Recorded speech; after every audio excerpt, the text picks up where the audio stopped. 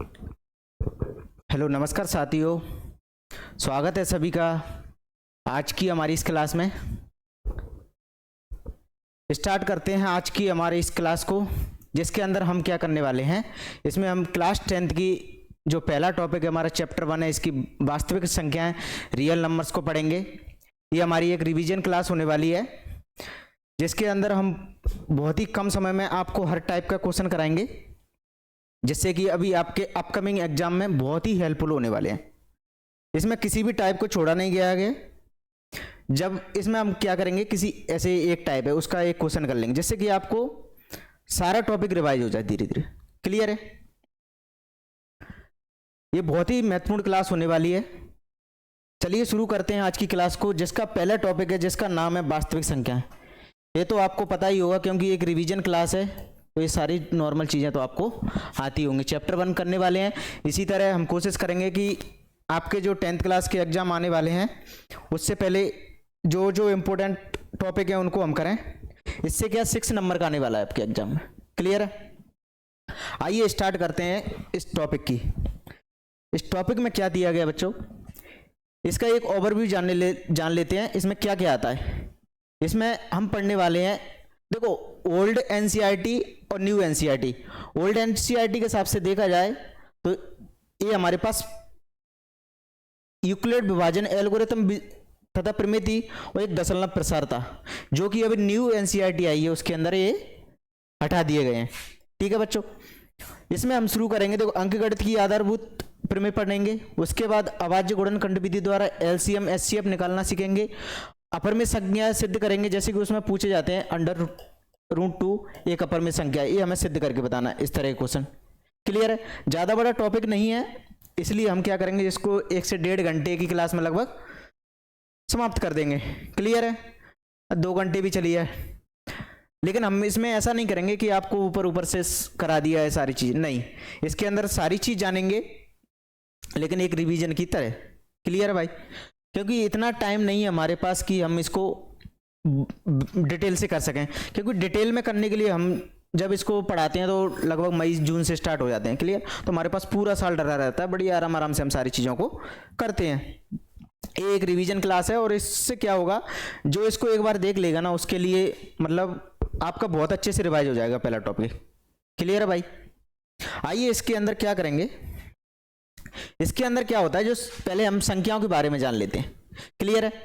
संख्याएं हमारी होती हैं, वो 2 प्रकार की होती हैं। एक होती है हमारे पास वास्तविक संख्या, दूसरी होती है हमारे पास काल्पनिक संख्या। और चैप्टर का नाम है हमारे पास रियल नंबर। रियल नंबर्स बोले तो वास्तविक संख्या, वास्तविक संख्या। ठीक है भाई? अब वास्तविक संख्या पढ़ेंगे तो वास्तविक संख्याओं को भी डिटेल में समझ लेते हैं कि वास्तविक संख्याओं को पहुंचने से पहले हमें कुछ स्टेप्स तक जाना होगा, जिसके बाद हम वास्तविक संख्याओं पर पहुंचेंगे। उससे पहले कौन कौन सी संख्या होती हैं वो जानेंगे, बिल्कुल स्टार्टिंग से समझेंगे इनको, क्योंकि यही इंपॉर्टेंट है इस टॉपिक में। क्योंकि टॉपिक का नाम ही है वास्तविक संख्या, तो संख्याओं के बारे में हमें ज्ञान होना चाहिए। ये होती है हमारे पास एक नंबर लाइन, संख्या रेखा, जिसमें 0 होता है, वो ओरिजिन से। 0 से जब हम राइट की साइड जाते हैं, जैसे पॉजिटिव इंटीजर नंबर्स आते हैं हमारे पास 1 2 3 4, इसी प्रकार आगे। और जब हम 0 से पीछे जाते हैं तो ये हमारे पास माइनस में संख्या आती है, जैसे बोलते हैं नेगेटिव नंबर्स। ठीक है भाई? अब जानेंगे इन संख्याओं को भी डिवाइड करेंगे, ये क्या है, ये क्या है, और सारी चीज जानेंगे। इसके अंदर पहले आती है हमारे पास प्राकृतिक संख्याएं, जिन्हें बोला जाता है नेचुरल नंबर्स। प्राकृतिक संख्या क्या होती हैं? वे सारी संख्याएं जो 1 से स्टार्ट होकर अनंत तक जाती हैं। इसमें क्या होता है, 1 से स्टार्ट होंगे 1 2 3 4 5 6 ये अनंत तक जाती हैं। प्राकृतिक संख्या वो संख्या होती हैं जो 1 से स्टार्ट होकर अनंत तक जाती हैं, वो हमारी प्राकृतिक संख्याएं कहलाती हैं। क्या इतना समझ आए? 1 से स्टार्ट होकर अनंत तक जाने वाली सारी संख्या हमारी क्या कहलाती है? प्राकृतिक संख्या कहलाती हैं। जैसे कि 1 से गए, आगे अनंत तक जाएंगे, ये तो क्या 8 तक लिए, बस आपको समझाने के लिए, ये अनंत तक जाती है। क्लियर भाई? तो 1 से स्टार्ट होके अनंत तक जाने वाली वो सारी संख्या हमारी प्राकृतिक संख्या कहलाती हैं। क्या प्राकृतिक संख्याओं के बारे में समझ आया? अगले दिए हमारे पास पूर्ण संख्याएं, जिन्हें बोला जाता है इंग्लिश में होल नंबर्स। होल नंबर्स क्या होते हैं? इसके अंदर क्या होता है, 0 से स्टार्ट होकर जीरो से स्टार्ट होकर अनंत तक जाने वाली सारी संख्या हमारी क्या कहलाती हैं? पूर्ण संख्या। समझ आया? इसमें क्या होता है, होल नंबर्स में जो प्राकृत संख्या है वो तो हमारी सभी आ गई, इसके अलावा हमारे पास जीरो आ जाता है। प्राकृत संख्या हमारी एक से स्टार्ट होकर अनंत तक जाती हैं, और जबकि होल नंबर्स होते हैं, पूर्ण संख्या होती हैं, वो जीरो से स्टार्ट होकर अनंत तक जाती हैं। इनमें क्या, हम जो प्राकृत संख्या होती हैं वो काउंटिंग नंबर्स होते हैं, गिनती के लिए यूज होते हैं। क्लियर भाई? इतना समझ आया? प्राकृत संख्याएं, अब कभी कभी क्या क्वेश्चन बन जाता है, क्या सभी प्राकृत संख्या पूर्ण संख्या होती हैं? क्या सभी प्राकृत संख्या पूर्ण संख्या होती हैं?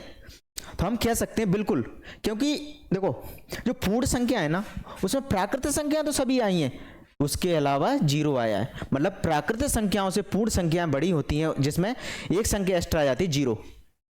ठीक है भाई? तो हम इसको लिख नहीं सकते, मतलब ऐसे बता देते हैं आपको कि बोल बोल के, एक रिवीजन क्लास है, इसमें हर चीज को लिखेंगे नहीं, कोशिश करेंगे आपको रिवीजन कराने की, इसमें सारी चीजें, मतलब कि वो पूर्ण संख्या वो होती हैं जो जीरो से स्टार्ट होकर अनंत तक जाती हैं। चलिए, हमने एक से स्टार्ट होकर अनंत तक देख ली, अब जीरो से स्टार्ट होकर अनंत तक देख ली। आइए आगे चलते, आगे होते हैं इंटीजर्स, इन्हें बोला जाता है पूर्णांक। पूर्णांक क्या होते हैं?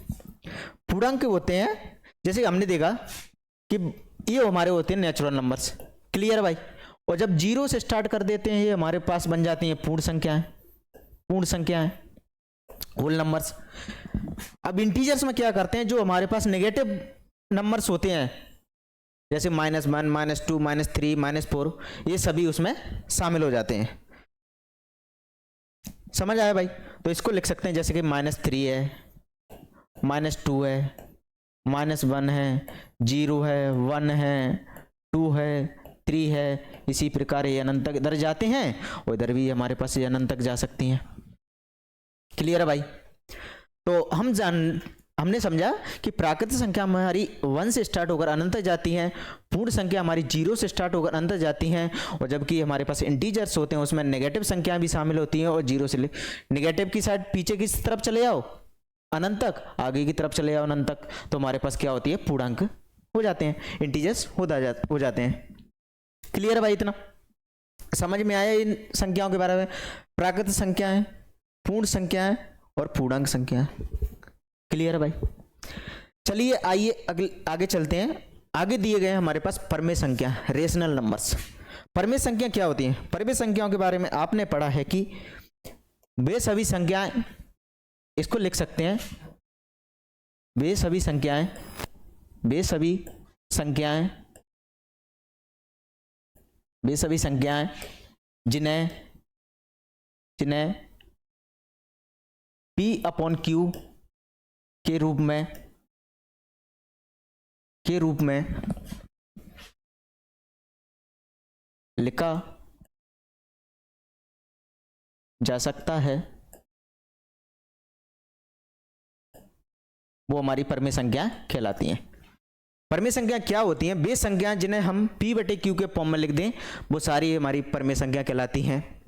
लेकिन इसमें ध्यान रखना है, जहां पर P व Q क्या होते हैं? पूर्णांक होते हैं, पूर्णांक होते हैं, व एवं और Q बराबर नहीं होता 0 के। सर हमने ये क्यों लिखा Q बराबर नहीं होता 0 के? क्योंकि पूर्णांक में तो हम 0 को भी शामिल करते हैं। क्योंकि हम देखो, आप देखो कोई नंबर पूर्णांक लो, जैसे कि 3 लिया, 3 को जब 0 से डिवाइड करेंगे तो हमारे पास क्या होता है? अपरिभाषित, इनफाइनाइट भी बोल सकते हैं। इसलिए इसमें क्या होता है, जो हर होता है, जो P/Q में जो हर होता है, उसको 0 के बराबर नहीं लेते हैं। समझ में आ गया? तो परमेय संख्या वो संख्या होती हैं जिन्हें हम P/Q के फॉर्म में लिख दें, वो हमारी परमेय संख्या कहलाती हैं। अब एग्जाम्पल देख दो, जैसे कि कोई भी हमारे पास इंटीजर्स होते हैं। इंटीजर्स आपको अभी भी बताए थे हमने कि पूर्णांक नंबर्स वे होते हैं जिन्हें माइनस में भी हो सकते हैं, प्लस में भी हो सकते हैं, 0 सब होते हैं। ठीक है? अब जैसे कि इसको लिख सकते हैं अपन -3/2, 4/5, 3/2, प्लस में भी लिख सकते हैं 22/7, ये भी क्या है, एक परमेय संख्या है। और जहाँ पर ये 2 है, 5 है, 2 है, 5 है, 2 है, 7 है, ये सब हमारे पूर्णांक है। इसी प्रकार ऊपर 2 है, 4 है, 3 है, ये हमारे भी पूर्णांक है, इंटीजर्स है। ठीक है भाई, समझ में आ गया। तो परमेय संख्या क्या होती है? परमेय संख्या वो संख्या होती है जिन्हें हम p बटे q के फॉर्म में लिख सकते हैं। क्लियर है। अब आगे दिया गया हमारे पास अपरमेय संख्या, इरेशनल नंबर्स। इरेशनल नंबर्स क्या होते हैं? वे संख्याएं जिन्हें हम p बटे q के फॉर्म में नहीं लिख सकते, वो सारी संख्या हमारी क्या कहलाती हैं? ऐसी संख्याएं, इसे लिख सकते हैं, ऐसी संख्याएं जिन्हें हम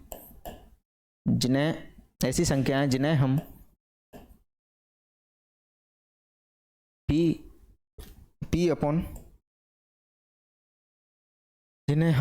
अपॉन q के रूप में नहीं लिख सकते,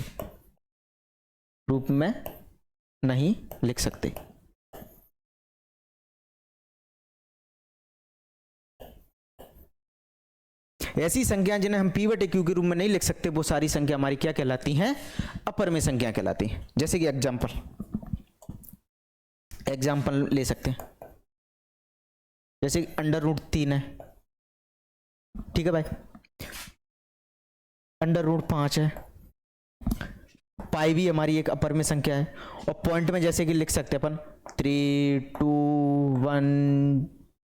2 1 0 4 5 6, इसी प्रकार, मतलब नॉन रिपीटिंग, इसका एंड नहीं हो सकता, पता नहीं कहां तक जाएगी, जिसमें भाग जाते ही जाए, वो सारी संख्या हमारी क्या कहलाती हैं?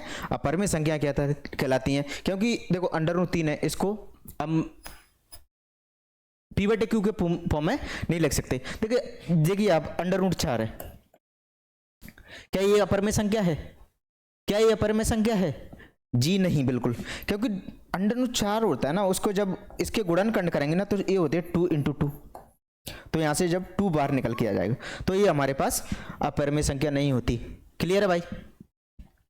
अपरमेय संख्या ऐसी होती हैं जैसे कि √3 है, इसको क्या हम बाहर निकाल सकते हैं? ये किसी का वर्ग है? बिल्कुल नहीं है भाई। जैसे कि हम मान सकते हैं कि ये अंडर के अंदर कोई वर्ग आ गया, तो वो अपरमेय संख्या नहीं है, अपरमेय संख्या नहीं है। ऐसी संख्या जिन्हें हम, जैसे √5 है, इसको हम बाहर नहीं निकाल सकते। पाई भी हमारा क्या है? एक अपरमेय संख्या है। इसी प्रकार जैसे पॉइंटों में देख लो, कभी कभी क्या होता है, दशमलव में चले जाते हैं, पता नहीं कहां तक जाएगा एंड तक, इसका कोई एंड नहीं होता। ठीक है डियर स्टूडेंट्स, समझ में आए? तो हमने इस संख्याओं के बारे में एक बेसिक आइडिया ले लिया। ठीक है भाई। अब दूसरी चीज, आप ना एक चीज और जान लो, इसी के अंदर आपको एक चीज और बता देते हैं हम, भाज्य और अभाज्य के बारे में। अभाज्य और भाज्य, अभाज्य और भाज्य। अभाज्य और भाज्य में क्या अंतर है? अभाज्य को बोलते हैं प्राइम नंबर्स और भाज्य को बोलते हैं कंपोजिट नंबर्स। ठीक है भाई। अभाज्य संख्या क्या होती है? अभाज्य संख्या ऐसी संख्या होती हैं जिनके और सिर्फ 2 गुणनखंड होते हैं, एक तो 1 और एक स्वयं खुद होती है।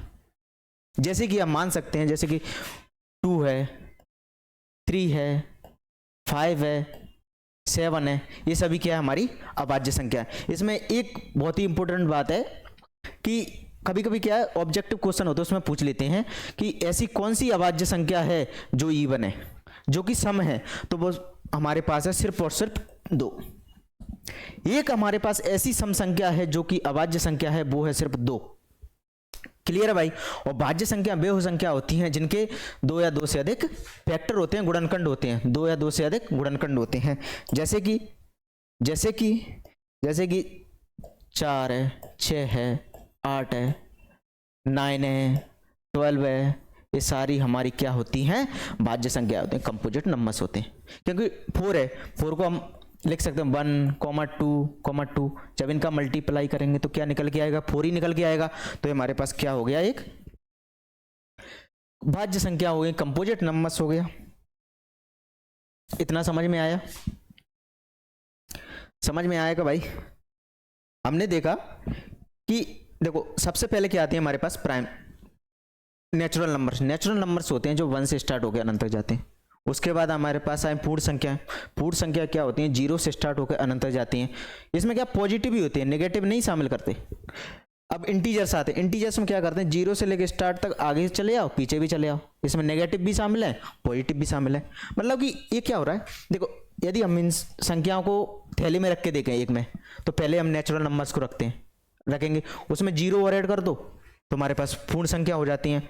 मतलब कि ये ना बढ़ती ही जाती हैं संख्याएं। सबसे छोटे होते हैं हमारे पास नेचुरल नंबर्स। क्लियर है भाई, नेचुरल नंबर, उससे और ऐड संख्या ऐड हो जाती हैं तो पूर्ण संख्या बन जाती हैं, उनमें और संख्या ऐड कर देते हैं तो फिर हमारे पास पूर्णांक बन जाते हैं। इतना समझ में आया। अब बात तो हमारी थी कि आगे, अच्छा हम इसमें एक पेज ऐड कर लेते हैं। आपको एक जानना था कि जो हमारे पास टॉपिक का नाम है, टॉपिक का नाम हमारे पास क्या है, टॉपिक का नाम हमारे पास वास्तविक संख्या है, वास्तविक संख्या है। तो वास्तविक संख्या क्या होती हैं, तो यहां पे जान लेते हैं आप। जो हमारे पास टॉपिक होता है ना वास्तविक संख्या, वास्तविक में होता है जो जिसमें परिमेय संख्या भी आ जाए और अपरिमेय संख्या, अपरिमेय संख्या। तो परिमेय और अपरिमेय संख्या दोनों को शामिल कर लिया जाए। तो परिमेय संख्या इसके अंदर प्राकृतिक और पूर्णांक, पूर्ण संख्या ये सभी शामिल हो गई। अपरिमेय संख्या थी जैसे कि √3 था, ये सारी संख्या हो गई। जब इनको सभी को शामिल कर देंगे तो हमारे पास बन जाएंगी वास्तविक संख्या। क्या आपको वास्तविक संख्या समझ में आ गई? हमने इतने डिटेल से सारी संख्याओं को जाना। अब आते हैं हमारे पास क्वेश्चन। रेडी है क्वेश्चन करने के लिए? चलें।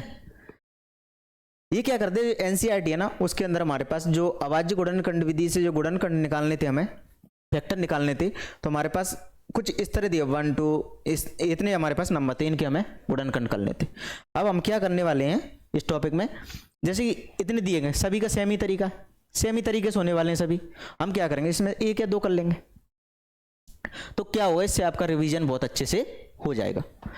हम क्या करते हैं, पहला ही उठा के देख लेते हैं। पहला तो हमारे पास क्वेश्चन बना लेते हैं अपन, एक ही पहला लिखते हैं, जैसे कि 140 है, इसको सॉल्व करेंगे।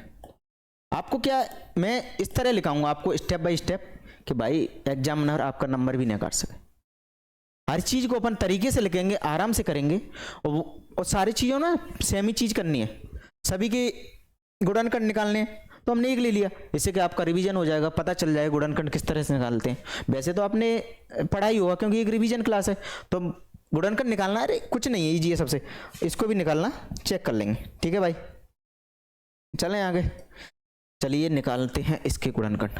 पहले तो इसके क्या करेंगे, अभाज्य गुणनखंड निकालते हैं।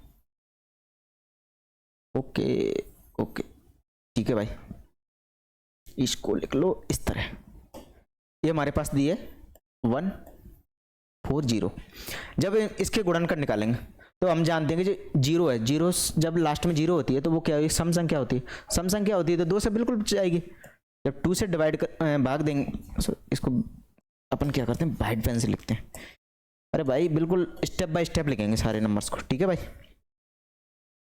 स्टेप बाय स्टेप लिखेंगे। देखो जब इससे 2 का भाग दो, इसमें 2 से जब ये जाएगा तो 7 बार। एक चीज ध्यान रख लो, किसी भी संख्या हो, जैसे अपन 2 से भाग दे देते हैं, 2 से भाग देते हैं तो क्या होती है, आधी हो जाती है उसकी। आगे इसी प्रकार आगे 70 है, 70 को भी 2 से दो, इसका आएगा 35। आगे देखो 35 अपना कितने से आएगा, 5 से चला जाएगा 7 टाइम, और जब 7 जाएगा तो हमारे पास 1 आएगा। ठीक है भाई, ये हो गए इसके अभाज्य गुणनखंड। 2 का ऐसा भाग दो जो 14 से आगे ना जाए। 2 का जब 7 बार अपन टेबल पढ़ेंगे तो हमारे पास कितना निकल गया है, 14। ठीक है, और 0 है तो 0 को रख दो। उसी प्रकार जब 2 से 70 को देंगे तो 2 3 या 6, और जो रिमाइंडर बचा 1 को इसके आगे लगा दो, ये हो जाए 10, 2 5 जाए 10। उसी प्रकार 5 7 जाए 35, और 7 बन जाए 7। क्लियर है भाई, आ गया समझ में किस तरह हम इसके गुणनखंड निकालते हैं। 7 बन जा 7। तो हम लिखेंगे यहाँ पर लिखेंगे 140 के अभाज्य गुणनखंड। अभाज्य, हमें अभाज्य गुणनखंड ही तो निकालने थे, अभाज्य गुणनखंड, अभाज्य गुणनखंड लिख देते हैं।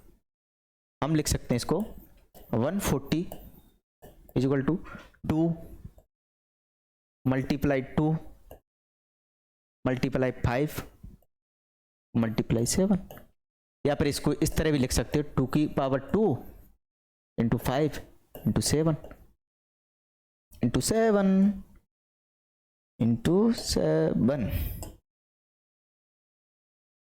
ये हो गए हमारे पास 140 के अभाज्य गुणनखंड।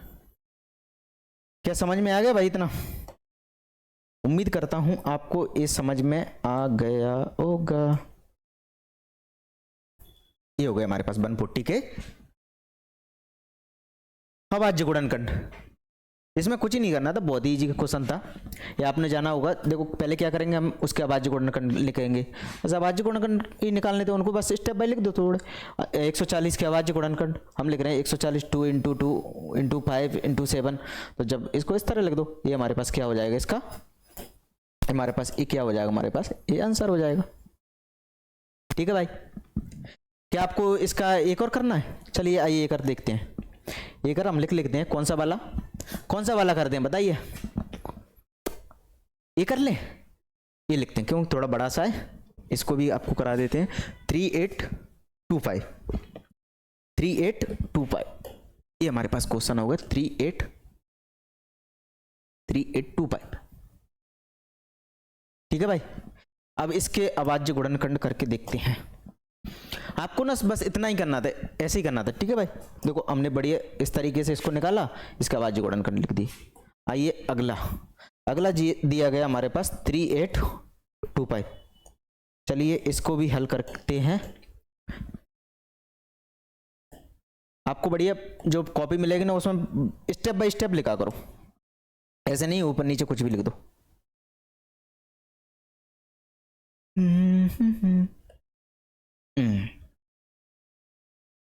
इसको इधर थोड़ा और खींच लो। ओके ठीक है भाई, अब लिखते हैं इसको 3825। अब लास्ट में हम देख पा रहे हैं 5 है, तो 5 है तो ये 2 से तो जाएगी नहीं, तो 5 से तो बिल्कुल ही जाएगी। जब भी लास्ट में आपको 0 और 5 दिख जाए ना, ये समझ लो 5 से तो जानी है वो। ठीक है भाई, अब जब 5 से जाएंगे तो 5 7 35 7 टाइम बचे 3, ये हो गए 32 5 30 2 25। फर्दर इसको डिवाइड करेंगे 5 से, 5 बन जा 5 2 रिमाइंडर, तो 5 25 1 3। अब क्या ये 5 से जाएगा? बिल्कुल नहीं जाएगा भाई, लास्ट में 3 आ गया। 5 के टेबल में कहीं 3 आता है, लास्ट में नहीं आता। 3 से चला जाएगा, 3 से जाएगा तो 5 15 3 5, और आगे भी 3 से जाएगा 17 51, और 17 हमारी क्या है, एक अभाज्य संख्या, प्राइम नंबर, क्योंकि 17 किसी से कटती नहीं है। तो यही हमारे पास इसके क्या हो गए, गुणनखंड हो गए। तो हम लिख देंगे 3825 के अभाज्य गुणनखंड,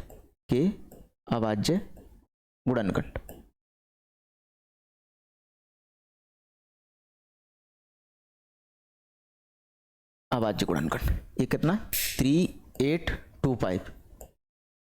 इसको लिखेंगे अपन 5 इंटू 5 इंटू 3 इंटू 3 इंटू 17, 5 की पावर 2 इंटू 3 की पावर 2 इंटू 17। तो ये हमारे पास निकल के आ गए 3825 के अभाज्य गुणनखंड। ठीक है भाई, समझ में आया? उम्मीद करता हूं आपको ये समझ में आया होगा। देखो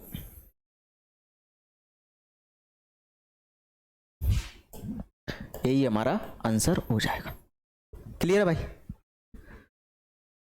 क्लियर हुआ कि नहीं हुआ? आप बताइए मुझे। कुछ नहीं करना था, देखो गुणनखंड आपको निकालना आता ही है, बस लिखना था इसको स्टेप्स तरीके से। इसको अपन ऐसे लगा लो। ठीक है भाई, चलिए आइए अगले क्वेश्चन की तरफ चलते हैं। हाँ, ये दिया गया बहुत ही बढ़िया क्वेश्चन। इसमें 4 की पावर n है भाई, ये गलत हो गया शायद। इसमें दिया गया है कि संख्याओं में 4 की घात n पर विचार कीजिए, जहां पर एक प्राकृतिक संख्या है। जो 4 की पावर n है ना, वो हमारी एक प्राकृतिक संख्या है। तो जांच करना है कि हमें कि n का ऐसा कोई सा ऐसा मान है जिसके लिए 4 का अंक 0 पर समाप्त हो। ये हमें बताना है सिद्ध करके। ये हमें बताना है कि जो 4 की पावर n है ना, वहां पे n का ऐसा कौन सा मान रखें कि जो संख्या बनेगी ना, वो हमारी 0 पर समाप्त हो जाए। इसको करने से पहले आपको इसको जब स्टेप बाय स्टेप लिखेंगे ना, उससे पहले एक जान लो। जैसे कि हम जानते हैं, कोई भी संख्या ले लो, जैसे कि 20 है, 40 है, 50 है। ये सारी संख्या हमारी कितने पर लास्ट में समाप्त हो रही हैं? 0 पर समाप्त हो रही हैं। 0 पर समाप्त हो रही हैं तो इनके अंदर भी तो कुछ खूबसूरती होगी भाई। क्यों 0 पर समाप्त हो रही हैं? जब हम 20 के फैक्टर करेंगे तो हमारे पास क्या निकल के आएगा? इसको लिख सकते हैं अपन 2 into 5, sorry 2 into 2, 2 into 2 into 5, इस तरह लिख लिया। ठीक है, इसी प्रकार 40 को लिखो, इसको लिख सकते हैं 2 इंटू 2 इंटू 2 इंटू 5, ये लिख लिया। इसी प्रकार 50 को लिखो। ये हमने क्या किया? इसके गुणनखंड किया, कुछ नहीं किया भाई। ऐसे 20 है, इसके गुणनखंड करो। 2 से जाएगा 10 टाइम, फिर 2 से जाएगा 5 टाइम, 5 से जाएगा 1 टाइम। अभी करके आए थे अपन लोग, इतना तो पता ही होगा आपको। ठीक है भाई, अब इसके भी अभाज्य गुणनखंड लिखते हैं। इसके कितने हो जाएंगे? एक चीज ध्यान रखो, जैसे कि कोई 20 है, इसके अंदर कितनी 0 है, तो इसके अंदर 2 इंटू 5 का आना बिल्कुल जरूरी है, कंपलसरी है। ये आएगा ही आएगा। देखो इसमें देख पा रहे हो, इसमें आया है, इसमें भी आया है। इसी प्रकार जैसे कि 100 है, इसके अंदर क्या होगा? 2 इंटू 2 इंटू 5, ये आना बिल्कुल जरूरी है। 100 करके देख लो भाई, विश्वास नहीं है तो देखो, इसको करेंगे 2 से 50 टाइम, फिर 2 से करेंगे तो 25, अगले 2 से करेंगे तो 5, सॉरी 5 से करेंगे तो 5, 5 से करेंगे 1। आ रहा है कि नहीं आ रहा? बिल्कुल आ रहा है भाई। इसी प्रकार हमने क्या किया? इनके अभाज्य गुणनखंड लिख लिए। 50 के लिख के देखो, 2 आएगा, 25, फिर 5 से जाएगा, फिर 5 से जाएगा। इसके अंदर 2 इंटू 5 आ रहा है, इसके अंदर 2 इंटू 5 आ रहा है। ये ऐसे नहीं आ रहा भाई, ये संख्या क्या 0 पर समाप्त हो रही है, इसलिए 2 इंटू 5 आ रहा है। अब हम क्या करेंगे? 4 की घात n है, इसके क्या करेंगे अपन? अभाज्य गुणनखंड करेंगे। ठीक है भाई, इसके अभाज्य गुणनखंड करेंगे। इसको किस तरह लिख सकते हैं? 4 की पावर n है, 4 की पावर n है, इसको लिखेंगे 2 इंटू 2 की पावर n। क्या लिख सकते हैं? इसी प्रकार या फिर इसको ऐसे लिख दो, 2 की पावर n, इतना ही लिख सकते हैं। इसमें आप देख पा रहे हो पावर आ रही है कहीं? क्या पावर आ रही है कहीं? तो अब क्या करेंगे? क्योंकि इसमें पावर 5 नहीं आ रही, 5 नहीं आ रहा। हम जानते हैं कि जब किसी भी संख्या को जो 0 पर समाप्त होती है, उसके अभाज्य गुणनखंडों में 2 इंटू 5 का एक कॉम्बिनेशन आना बिल्कुल जरूरी है। और जबकि 4 है ना, 4 के जब अभाज्य गुणनखंड करेंगे तो इसमें 2 इंटू 5 कहीं भी नहीं आएगा। n का कोई भी मान रख लो। देखो आपको विश्वास, जैसे माना कि जैसे कि 4 की n की पावर क्या रखते हैं अपन? n की पावर हम 3 रखते हैं, 3 रख लिया। जब n की घात 3 लिखेंगे तो हम जानते हैं 4 का क्यूब होता है वो 64 होता है। अब 64 के अभाज्य गुणनखंड कर लो। क्या इसमें 5 आएगा? नहीं आएगा। और 64 देखो, जब हम n की पावर n की जगह पे 3 रखी तो हमारे पास 64 आए। संख्या 0 पर समाप्त नहीं। अरे भाई कुछ भी रख लो n की जगह, n की जगह कुछ भी रख लो आप, 4 की पावर n की जगह कुछ भी रख लो, कभी भी 0 पर समाप्त नहीं होगी। एक चीज अपने दिमाग में बिठा लो। ठीक है भाई, देखो क्या हो गया ब्रो? अच्छा, इतना समझ में आ गया हो तो हम क्या करेंगे? हम इसका हल लिखते हैं। इसको किस तरह करना है, देखो आपको लिखना होगा कि हम जानते हैं कि, इसको लिखो, हम इसको अच्छे से लिखते हैं, आपको बताते हैं। पहले ऐसा करो, 4 की घात n के अभाज्य गुणनखंड, 4 की घात n के अभाज्य गुणनखंड, अभाज्य गुणनखंड, गुणनखंड लिखते हैं।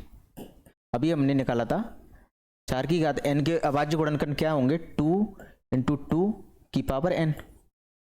यहां पर इसको लिख सकते हैं 2 की पावर 2 इंटू n। ठीक है भाई।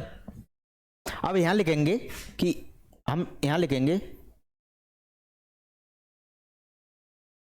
बराबर का चिन्ह लगाओ। देखो ये कब लगाना होता है, मैं जैसे कि यहाँ पे एक कोई संख्या लिखी है, उसके बराबर हम कोई संख्या लिखी है, तब हमें इस तरह का चिन्ह लगाना होता है। और जब कोई संख्या ना लिखी है, जैसे कि अकेला ए लिखा होता, अकेला कोई लिखा है, तो हम क्या करें, बराबर लगा के लिख सकते हैं। ठीक है भाई। भाई स्टेपों का बहुत ध्यान रखना है इसमें, तो नंबर इसी तरह कट जाते हैं हमारे पास। तो हम लिखेंगे, हम जानते हैं कि, हम जानते हैं कि, हम जानते हैं कि किसी भी, हम जानते हैं कि किसी भी, किसी भी प्राकृतिक संख्या, किसी भी प्राकृतिक संख्या, किसी भी प्राकृतिक संख्या को शून्य पर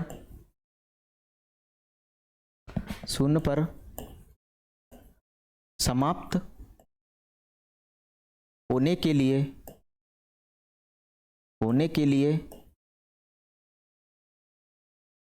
उसके होने के लिए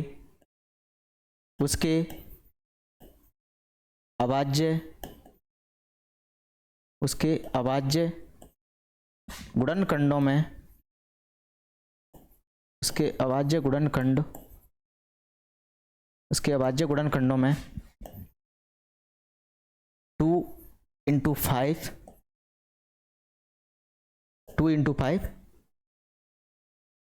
होना चाहिए, होना चाहिए, होना चाहिए। हम जानते हैं कि किसी भी प्राकृतिक संख्या को शून्य पर समाप्त होने के लिए उसके अभाज्य गुणनखंडों में 2 इंटू 5 होना चाहिए, 2 इंटू 5 का एक पेयर आना चाहिए। तो हम लिख सकते हैं यहां पर, जबकि अगली लाइन से लिखो, जबकि 4 की पावर n के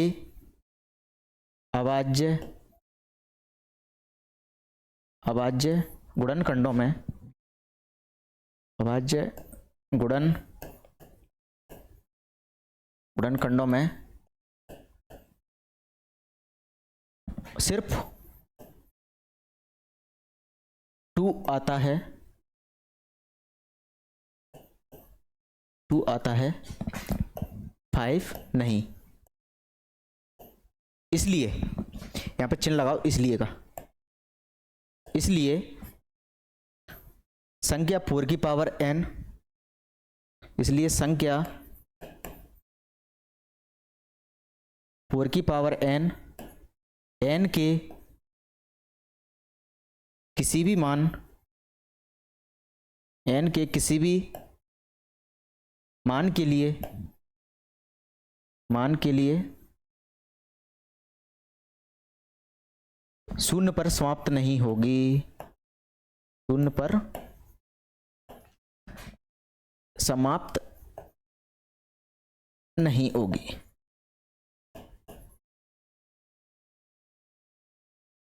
ये रहा इसका आंसर। आप जब इस तरह लिख दोगे ना भाई, आपका एग्जामिनर एक भी नंबर नहीं काट सकता। ठीक है भाई, क्या ये समझ में आया बढ़िया तरीके से?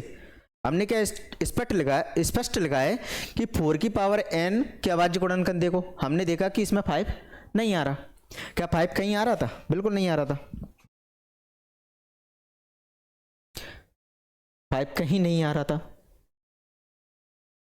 और हम जानते हैं कि हमने अभी निकाल के देखा कि कोई भी संख्या, किसी भी संख्या को अगर शून्य पर समाप्त होना है तो उसके गुणनखंडों में 2 × 5 होना जरूरी है, जबकि 4 की पावर यार कुछ भी रख के देख लो बिल्कुल भी नहीं आएगा 0। क्लियर है भाई? चलिए आइए अगले क्वेश्चन की तरफ चलते हैं। अगले क्वेश्चन में क्या दिया गया है? अगले क्वेश्चन में दिया गया है कि हमें इन्हें गुणनखंड विधि के द्वारा जो पूर्णांक दिए गए उनके एचसीएफ और एलसीएम निकालने। अब हमें निकालने एलसीएम और एचसीएफ। भाई आपका एक एक क्वेश्चन, हर टाइप का क्वेश्चन लिया गया है जिसके अंदर कंप्लीटली रिवाइज करवाएंगे हम इसको। ये नहीं कुछ भी छोड़ दें, और ये नहीं है कि मतलब ऐसे ऊपर ऊपर से करते नहीं, जो क्वेश्चन लिए ना उनको बिल्कुल बेसिक से समझेंगे, बिल्कुल फाउंडेशन बैच में समझते, बिल्कुल ऐसे समझेंगे, किसी भी चीज को नहीं छोड़ेंगे। हमने देखा, देखो अभी तक आपने क्वेश्चन देखे कि हमने किसी आपको ऐसे छोड़ा कि उस समय की चीज याद करो, नहीं भाई, हमने आपको संख्याओं के बारे में बताया सारी चीज। वास्तविक संख्याओं से पहले वास्तविक संख्या कब बनती है उससे पहले की चीजें बताई हमने। उसके बाद गुणनखंड निकालना सीखा। अब गुणनखंड निकालना सीखा उसके बाद हमने देखा कि एक क्वेश्चन था कि 4 की पावर n के किस मान के लिए शून्य पर समाप्त होगी। तो हमने इसको भी डिटेल में समझा कि किसी भी संख्या को शून्य पर समाप्त होना है तो उसके गुणनखंडों में, अभाज्य गुणनखंडों में 2 × 5 होना बिल्कुल जरूरी है। अब इसमें दिया गया एचसीएफ और एलसीएम निकालना। तो एचसीएफ और एलसीएम निकाल लेते हैं। क्या है एचसीएफ? क्या होता है? Highest common factor. और एलसीएम क्या होता है? इसको देखो, एचसीएफ को बोलते हैं महत्तम समावर्तक, एलसीएम को बोलते हैं लघुत्तम समावर्तक। ठीक है भाई। अब इसके क्या करेंगे, सबसे पहले इसी टाइप के ना और भी क्वेश्चन थे, हमने क्या किया इसमें से एक क्वेश्चन को लिया है, अब इसको हल करते हैं। सबसे पहले आपको क्या करना है, इनके अभाज्य गुणनखंड निकालते हैं। हमारे पास कितने दिए? 3 है, लिख लेते हैं तीनों को अभाज्य गुणन। देखो पहले, सबसे पहले आपको क्या करना है, इनके अभाज्य गुणनखंड निकाल। क्या करते हैं, कोई कि आप साइड में निकाल लो, उनको लिख लो, नहीं भाई कॉपी में लिख दो। क्या जा रहा है, हमने टाइम तो वेस्ट किया ही है, लिखने में क्या जा रहा है। एक तो यहां पर निकालेंगे, दूसरा आइए यहां पर निकालेंगे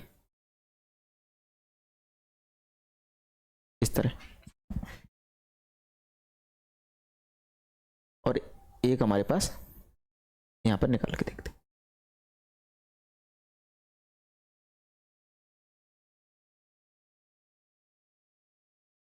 ठीक है भाई, ये हमें अभाज्य गुणनखंड निकालने इनको क्या करेंगे, पास पास में लिख लो थोड़ा। ओ सॉरी, ये क्या हुआ ब्रो? हाँ, इनको क्या करेंगे हम पास पास में लिख। ये क्या हो रहा है भाई, क्यों नहीं जा रही है?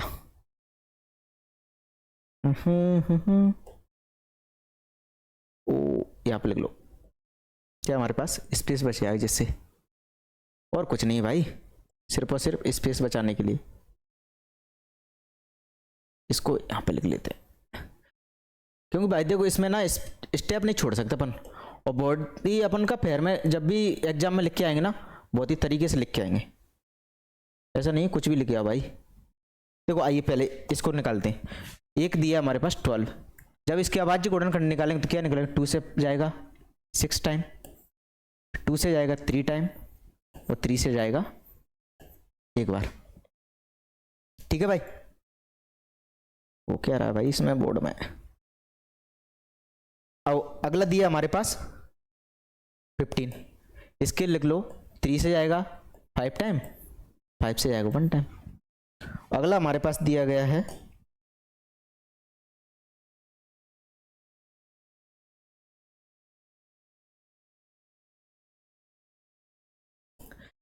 हमारे पास 21, तो 21 जी 3 से जाएगा 7 टाइम, और 7 से जाएगा 1 बार। क्लियर है भाई? इनको ना छोटा ही कर लो, जरूरत ही नहीं है इतना लिखने की। हमने सोचा भाई कि बड़ा हो जाएगा, जबकि ये नहीं हुआ।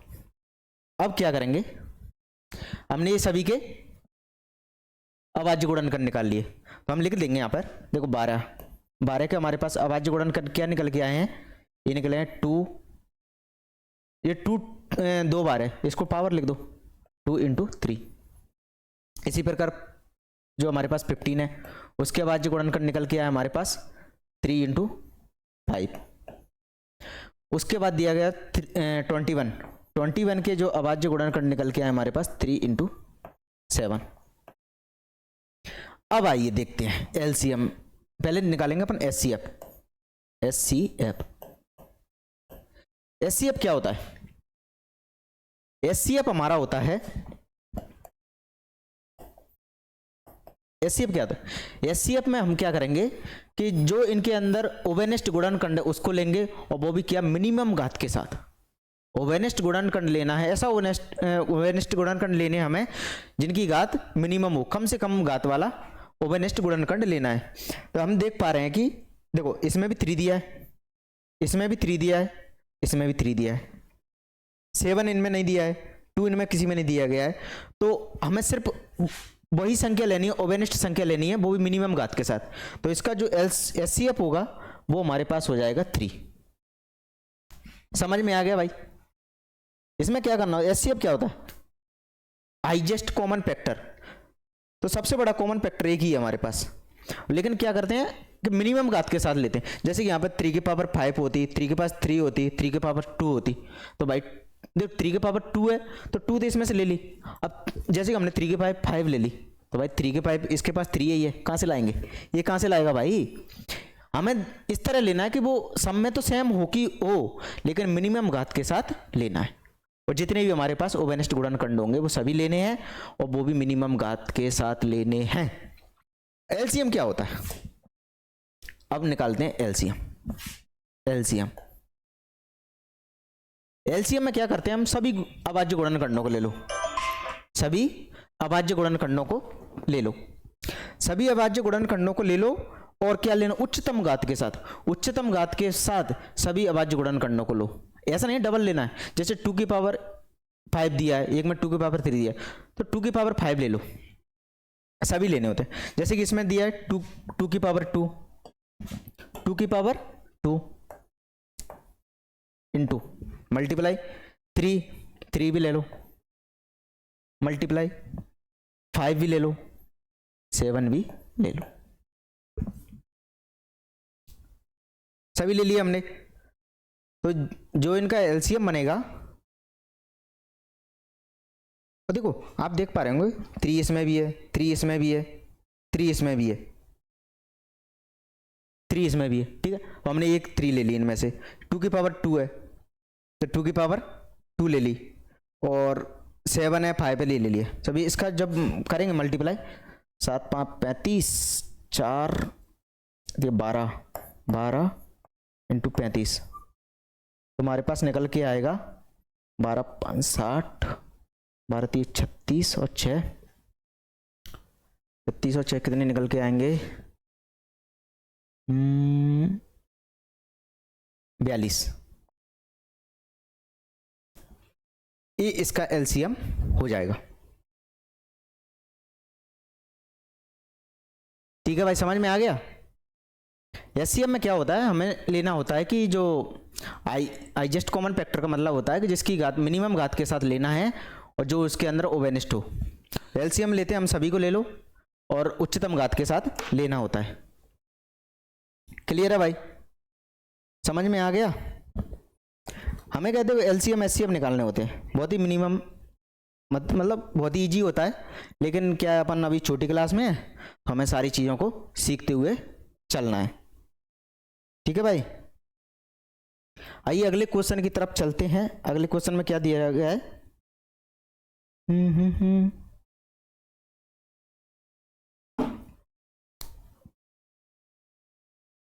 ठीक है भाई, ये क्लियर हो गया हमारे पास। जिसका एचसीएफ निकल के आया हमारे पास 3, एचसीएफ निकल के आया हमारे पास 3 और एलसीएम निकल के आया हमारे पास 420। ये हमारे पास इसके आंसर हो जाएंगे। ठीक है भाई, इसी तरह आपको लिखना है, हम इसमें किसी स्टेप को नहीं छोड़ रहे। आइए अगले क्वेश्चन पर चलते हैं। अगले क्वेश्चन में क्या दिया गया है, जो हमारे पास इंटीजर्स दिए गए हैं उनका क्या करना है, एचसीएफ एलसीएम निकालना है। और लेकिन बाद में हमें क्या करना है, जो संख्याओं का योग है संख्याओं का गुणनफल है ना वो एचसीएफ और एलसीएम के गुणनफल के बराबर होता है कि नहीं, ये हमें इसमें सिद्ध करना है। अब इसमें क्या किया गया है, 3 दिए गए हैं, 3 क्वेश्चन दिए गए, हम इसमें से क्या करेंगे, किसी एक को कर लेंगे, हमें तो रिवीजन करना ना भाई। अब बाकी आप होमवर्क समझ लो, आपको करना, आपको भी तो कुछ करना है कि मैं ही सारी चीज करा दूं, मेरा काम है रिवीजन कराना, ठीक है भाई। और ऐसा नहीं है कि किसी भी स्टेप को छोड़े, हम करेंगे, लेकिन क्या हमारे पास प्रैक्टिस के लिए क्वेश्चन होते हैं, अधिकतर क्वेश्चन, उसमें कोई भी क्वेश्चन आ सकता है, हमें तो कंसेप्ट जानना है, वो कंसेप्ट सारे मैं यहाँ पर बता रहा हूँ। ये क्या प्रैक्टिस है, सेम टू सेम चीज करनी है हमें, ठीक है भाई। इसमें दिया गया 26, हम एक क्वेश्चन को कर लेते हैं इसमें से, आप बता दो कौन सा कर लें, कोई भी कर लेते हैं सर, इसमें क्या है, सभी सेम ही तो है। जैसे कि पहला ही क्वेश्चन देख लो, चलो दूसरा देख लेते हैं। दूसरा क्या बड़ा सा दिया गया है, इसके जो दूसरा वाला क्वेश्चन है उसमें दिया गया है 510 एंड 92। एचसीएम और एलसीएम निकालने के लिए अभी हमने क्या किया था, पहले इनके गुणनखंड किए थे, अभाज्य गुणनखंड निकाले। अभाज्य गुणनखंड निकालने के बाद हमें फिर से इसमें एलसीएम एचसीएफ निकालने।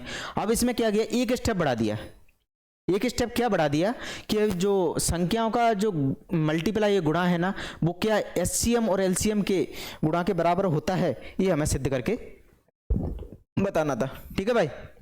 चलिए आइए पहले क्या करेंगे, इसको बिल्कुल उसी तरह से हल करते हैं। पहले क्या करेंगे, हम इनके अभाज्य गुणनखंड निकालते हैं, 510 और 92। देखो 510 को जैसे निकलेंगे 2 से लिखो, 2 से डिवाइड करो, 2 2 जा 4 1 5 और क्या हो गए 2 2 जा 4 1 5 और 2 5 जा, अरे आधा हो जाता भाई 255। फिर 2 से तो जाएगा नहीं, उसके बाद जाएंगे हम 3 से जा सकते हैं, हाँ बिल्कुल 3 से बिल्कुल चला जाएगा, 3 से जाएगा तो ये हो जाएगा हमारे पास 3 का जब मल्टीप्लाई 8 में करेंगे 24 और 1 बचेगा, ये आ गया 85। उसके बाद 85 क्या 3 से जाता है, नहीं 85 हमारा 3 से नहीं जाता, 5 से करते हैं। उसके बाद 5 से देखते हैं, बिल्कुल जाता है 17 बार, और 17 हमारे पास क्या होती है, एक अभाज्य संख्या जो कि किसी से डिवाइड नहीं होती। अभाज्य संख्याओं के बारे में हमने जाना था कि अभाज्य संख्या वो संख्या होती हैं जिसके सिर्फ 2 ही फैक्टर होते हैं, 2 ही गुणनखंड होते हैं, एक तो एक होता है, एक स्वयं होती है। क्लियर है भाई। अब आगे दूसरा दिया हमारे पास 92, इसके भी करके देख ले, अभाज्य गुणनखंड निकालते हैं। इसके निकालेंगे 2 से, 2 4 जा 8 और 1 और 2 से फिर निकालेंगे 23, और 23 भी हमारे पास क्या होती है, एक अभाज्य संख्या होती है जिसका सिर्फ एक और खुद ही संख्या अपने आप में क्या होती है, स्वयं संख्या अपन इसके फैक्टर होते हैं, ठीक है भाई। ये हमने इसके अभाज्य गुणनखंड निकाल लिए। अभाज्य गुणनखंड निकाल लिए तो इनको लिखते हैं, देखो अभाज्य गुणनखंड निकाल लिए, हमें यहाँ पे लिख लेते हैं 510 के जो हमारे पास अभाज्य गुणनखंड निकल के आए वो कितने आए हमारे पास, 2 × 3 × 5 × 17। इसी तरह 92 के कितने निकल के आए, 92 के निकल के आए हमारे पास 2 × 2 × 23। ये 2 × 2 है ना, इसको हम लिख सकते हैं 2 की पावर 2 × 23, ठीक है भाई। ये हमारे पास निकल के आ गए इनके अभाज्य गुणनखंड। अब निकालेंगे हम इनका एलसीएम एचसीएफ। अब क्या निकालेंगे, एलसीएम एचसीएफ निकाल लेते हैं भाई। एलसीएम एचसीएफ में क्या है, पूछा गया तो निकालना तो पड़ेगा। अब इनका एचसीएफ निकालते हैं पहले। एचसीएफ अभी हमने बताया था आपको, एचसीएफ में क्या करते हैं हम कि मिनिमम घात के साथ जो ओवेनेस्ट गुणनखंड होता है उसको लेंगे। ओवेनेस्ट गुणनखंड इसमें आपको क्या दिख रहा है, एक तो 2 दिख रहा है, उसके अलावा कुछ दिख रहा है, नहीं दिख रहा है। और मिनिमम घात इसमें 2 की पावर 2 है, इसमें 2 की पावर 1 है, तो हम क्या करेंगे, इसमें मिनिमम घात वाला लेंगे 2 की पावर 1। तो इसका जो ओवेनेस्ट गुणनखंड निकल के आएगा, जो एचसीएफ निकल के आएगा वो हमारे पास आ जाएगा 2। उसके बाद निकालेंगे एलसीएम, लोएस्ट कॉमन मल्टीपल, ठीक है भाई। अब एलसीएम में क्या करते हैं, हम सबको ले लेते हैं, वो भी उच्चतम घात के साथ लेना है, सभी को लो। जैसे कि इसमें 2 की पावर 1 है, 2 की पावर 2 है, 2 की पावर 2 ले लो, 2 की पावर 2 ले लो। उसके बाद इसमें 3 है, 3 ले लो, 5 ले लो, 17 ले लो और 23 ले लो। सबको लेना है, इसमें किसी को भी नहीं छोड़ना है भाई, सबको लेना है। ये हमारे पास 2 की पावर 5। अब इनका मल्टीप्लाई करो, 4 3 12, 12 और 5 60, और 60 इंटू 17 करेंगे तो निकल के आएगा, गुणा कर ही लेते हैं भाई, 17 102, ये निकल के आए। इसके बाद करना हमें 23 से, 23 से निकालो 0, अरे इसको 23 का जब 0 में गुणा करेंगे तो हमारे पास आएगा 0, 23 दूनी होते 40, इसको लिख सकते हैं 40, 0 दिया गया और 23, ये हमारे पास आएगा 23,460। ये हमारे पास इसका एलसीएम निकल के आ गया। ठीक है भाई, ये इसका एलसीएम निकल के आ गया। अब क्या करना है हमें, अब आगे हमें करना है कि हमें सिद्ध भी तो करना है, जांच भी तो करनी है। क्या ये दोनों संख्याओं का जो गुणनफल है, ये हमारे पास संख्या 1 है, ये 2 है, इनका गुणनफल जो हमारे पास एलसीएम और एचसीएफ है उनके गुणनफल के बराबर है या नहीं। ठीक है भाई,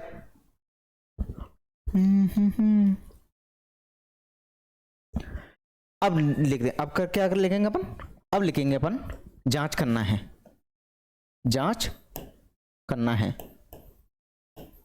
जांच करना है। जांच क्या करना है हमें, जांच करना है हमें दो संख्याओं का गुणनफल, दोनों संख्याओं का गुणनफल, दोनों संख्याओं का गुणनफल, का गुणनफल बराबर एचसीएफ एलसीएम, ये हमें देखना है। LCM HCF LCM. ठीक है भाई, अब देखो पहली संख्या हमारे पास क्या दी गई है, पहली संख्या हमारे पास दी गई है 510 इंटू 92, और हमारे पास एचसीएफ क्या निकल के आया, एचसीएफ निकल के आया हमारे पास 2, और एलसीएम निकल के आया हमारे पास 23,460। इनका मल्टीप्लाई करेंगे और इनका मल्टीप्लाई करेंगे तो दोनों का क्या आना चाहिए, सेम ही आना चाहिए। यही तो पता चला ना था मैं, जब 510 का मल्टीप्लाई करेंगे अपन 92 के साथ, देखो इनका तो भाई गुणा करना ही पड़ेगा, इसको गुणा करो, देखो ये हमारे पास इजी हो जाएगा, 2 0, लेकिन 12 की 2 0, देखो इधर लिखो 0, 12 की 2 और 8 1 9 6 2 4, ये निकल गया 46,920। अरे 23,460 है, उसका दोगुना करो 46,920, और जब इनका भी मल्टीप्लाई करेंगे ना तो कुछ यही निकल के आएगा हमारे पास। ठीक है भाई, इनका आपको मल्टीप्लाई करें, लिख लो 510 इंटू 92। ठीक है भाई, क्या ये निकल के क्लियर हो गया, इसमें दी गई चीज हमारे पास सिद्ध हो गई, बिल्कुल हो गई। तो आप लास्ट में लिख सकते हो, लास्ट में क्या लिखेंगे भाई, इसमें कुछ ही नहीं है, इति सिद्धम लिख दो सिर्फ, इति सिद्धम, और कुछ नहीं करना था, सिद्धम, इति सिद्धम लिख सकते हो आप। ठीक है भाई, ये क्लियर, हमने इसको सिद्ध करके बता दिया, जांच करके बता दिया कि जो दो संख्याओं का जो गुणा होता है वो हमारे एचसीएम और एलसीएम के मल्टीप्लाई के बराबर होता है। ये ना बहुत ईज होता है, जब आप कंपटीशन तैयारी करोगे ना तो आपको बहुत ईज होगा कि दो संख्याओं का जो गुणनफल होता है ना वो एचसीएफ एलसीएम के बराबर होता है। और मैं ये समझो आपका, आप इसको करो बहुत ही गहराई से करो, आपको ना ये हमेशा काम आएंगी चीजें। ठीक है भाई, हमने क्या किया, पहले इनके गुणनफल निकाले, अभाज्य गुणनफल, उसके बाद हमने इसके एचसीएम एलसीएफ निकाल दिए, ये हमारे पास इनके एलसीएम एचसीएफ आ गए। एलसीएम एचसीएफ आने के बाद हमने जांच की क्या रियल में ही दो संख्याओं का गुणनफल एचसीएम और एलसीएम के गुणनफल के बराबर होता है कि नहीं। तो हमने देखा कि जब इनका जो संख्याओं को गुणनफल करेंगे और एचसीएम और एलसीएम का गुणनफल पर करेंगे तो बराबर ही आएगा। ठीक है भाई, आइए अगले क्वेश्चन पर चलते हैं। हमारे पास आज का एक लास्ट, मतलब इस चैप्टर में क्या करेंगे, उसके बाद क्या करेंगे, जो प्रश्नावली अभी क्या जो न्यू एनसीईआरटी है ना उसमें 1.2 आ जाएगी। 1.1 यहाँ तक है, ये खत्म हो जाएंगे। इसमें क्या करें, हमने लगभग सभी क्वेश्चनों को किया है, सभी टाइप के क्वेश्चन है। इसमें कुछ एग्जाम्पल के भी थे, वो जो 4 की पावर n था वो उदाहरण से लिया गया था। इसी प्रकार सभी को, क्योंकि उसमें जो प्रश्नावली है उसमें भी दिया गया 6 की पावर n दिया गया है, तो वो सेम ही है। 6 की पावर n में भी उसके जब अभाज्य गुणनखंड करेंगे तो 2 into 5 का कॉम्बिनेशन नहीं आएगा, तो वो भी संख्या हमारी n के किसी भी मान के लिए 0 पर समाप्त नहीं होगी। अरे कुछ भी पूछ लो आप, तो आपको आगे नहीं निकालना। ठीक है भाई, उसके अभाज्य गुणनखंड करो, उसमें देखो यदि 2 into 5 आ रहा है तो वो संख्या जरूर 0 पर समाप्त होगी। अगला क्वेश्चन दिया गया है, हमें व्याख्या करना है। इसमें दिया गया है, ये दिया गया क्या ये भाज्य संख्या क्यों है, भाज्य संख्या क्यों है, ये हमें निकालना है। तो भाज्य संख्याओं के बारे में आपने जाना, भाज्य संख्या बोले तो कंपोजिट नंबर। अभी स्टार्टिंग में मैंने आपको बताया था भाज्य संख्याओं के बारे में, ऐसी संख्या जिनके 2 या 2 से अधिक गुणनखंड होते हैं वो सारी संख्या हमारी क्या कहलाती हैं, ऐसी संख्या जिनके 2 से अधिक गुणनखंड होते हैं वो हमारी भाज्य संख्या कहलाती हैं। यही हमें इसमें चेक करना है कि रियल में इनकी जो ये संख्या दी गई है भाज्य संख्या है या नहीं। यदि इनके 2 से अधिक गुणनखंड हो गए तो हम बता देंगे भाई ये भाज्य संख्या ही है। इनको चलो आइए हल करते हैं। पहले लिखो हल, हल करना तो भाई जरूरी है क्वेश्चनों को। क्या समझ में आ रहे हैं सारे क्वेश्चन? मैं कोशिश कर रहा हूं आपको हर चीज बताने की इस टॉपिक में।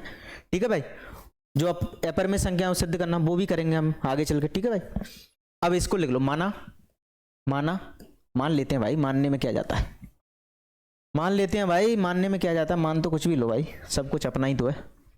माना a बराबर 7 into 11 into 13 प्लस 13। ठीक है भाई, और दूसरा लिख सकते हैं, और b बराबर हो जाएगा हमारे पास 7 into 6 into 5 into 4 into 3 into 2 into 1 plus 5। आप एक चीज देख पा रहे होंगे, 13 यहाँ भी है, प्लस से पहले 13 यहाँ भी, तो 13 क्या करो कॉमन ले लो, 13 क्या करो कॉमन ले लो। कॉमन लेंगे तो हमारे पास ब्रैकेट में क्या बचेगा, ये बचेगा हमारे पास 7 into 11 प्लस 1। जब इसको सॉल्व करेंगे तो हमारे पास निकल के आएगा 77 1 78 78। और जब हम 78 के जब देखो जो 13 है वो क्या है हमारे पास एक अभाज्य संख्या हो गई, लेकिन 78 को तो 13 छिंग 78, तो इसके तो दो क्या 2 से ज्यादा भी गुणनखंड हो रहे हैं, तो एक क्लियर हो गया कि ये एक क्या है, एक अभाज्य संख्या है।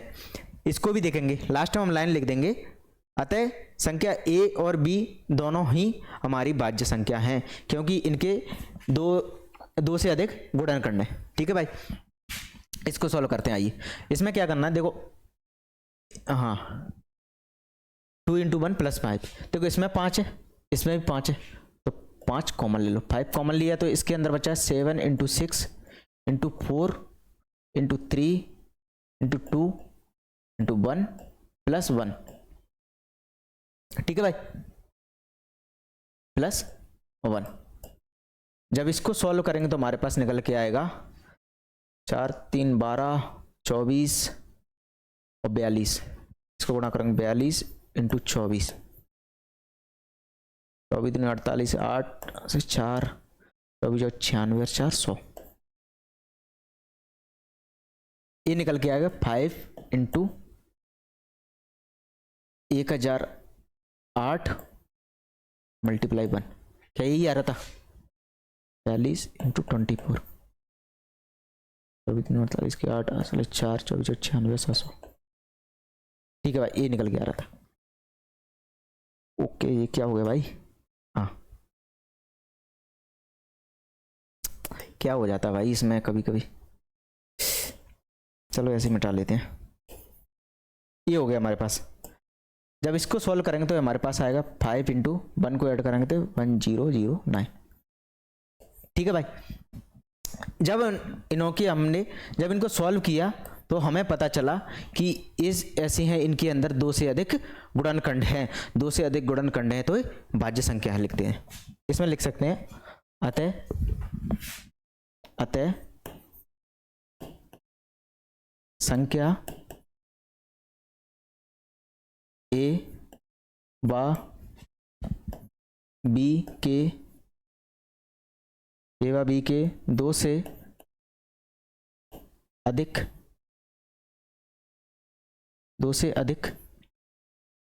अभाज्य 2 से अधिक अभाज्य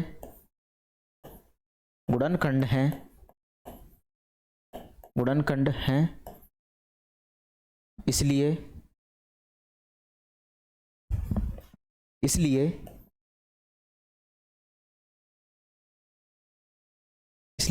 दी गई संख्याएं, इसलिए ए व बी भाज्य संख्याएं हैं।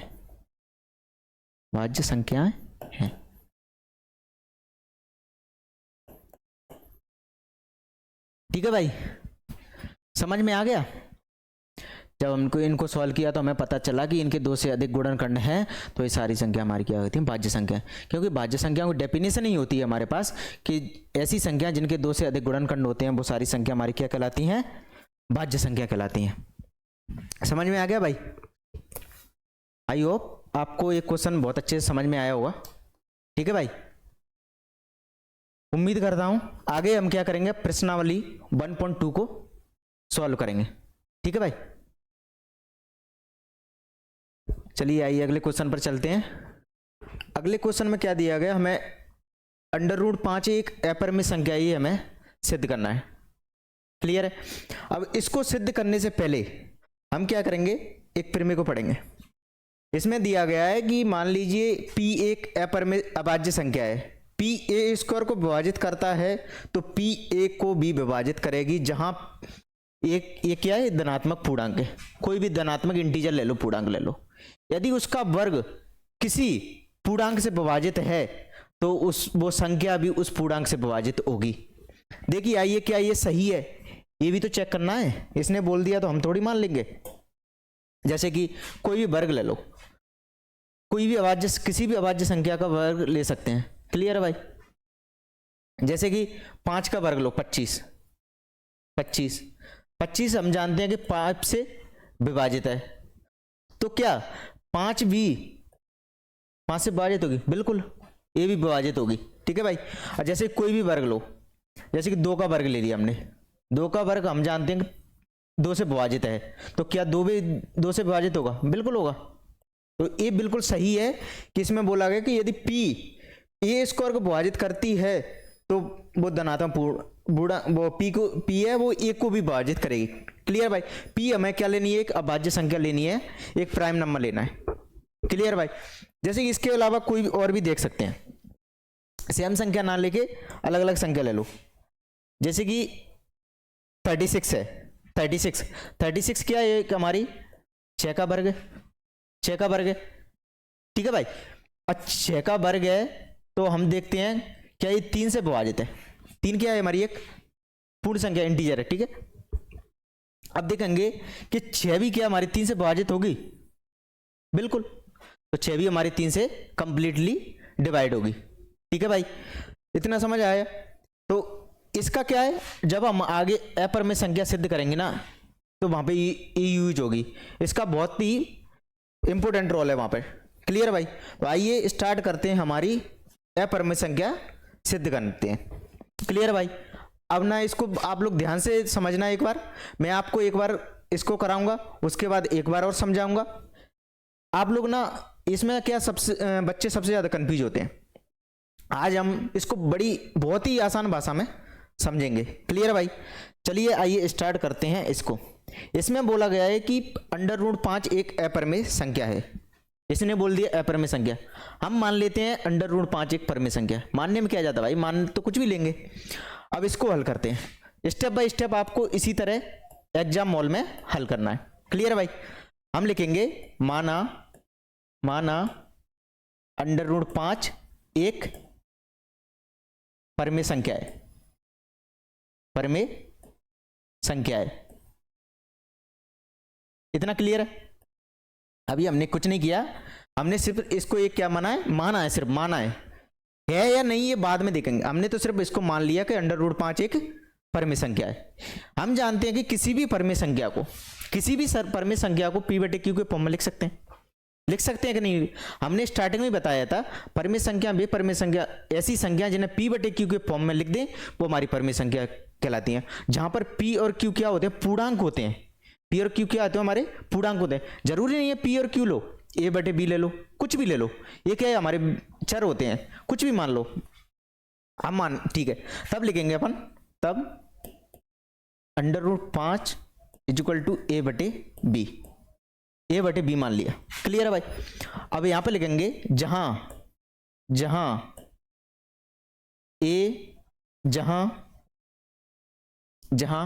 B बराबर नहीं है 0 के, एवं A एवं B सहअभाज्य हैं, सहअभाज्य है।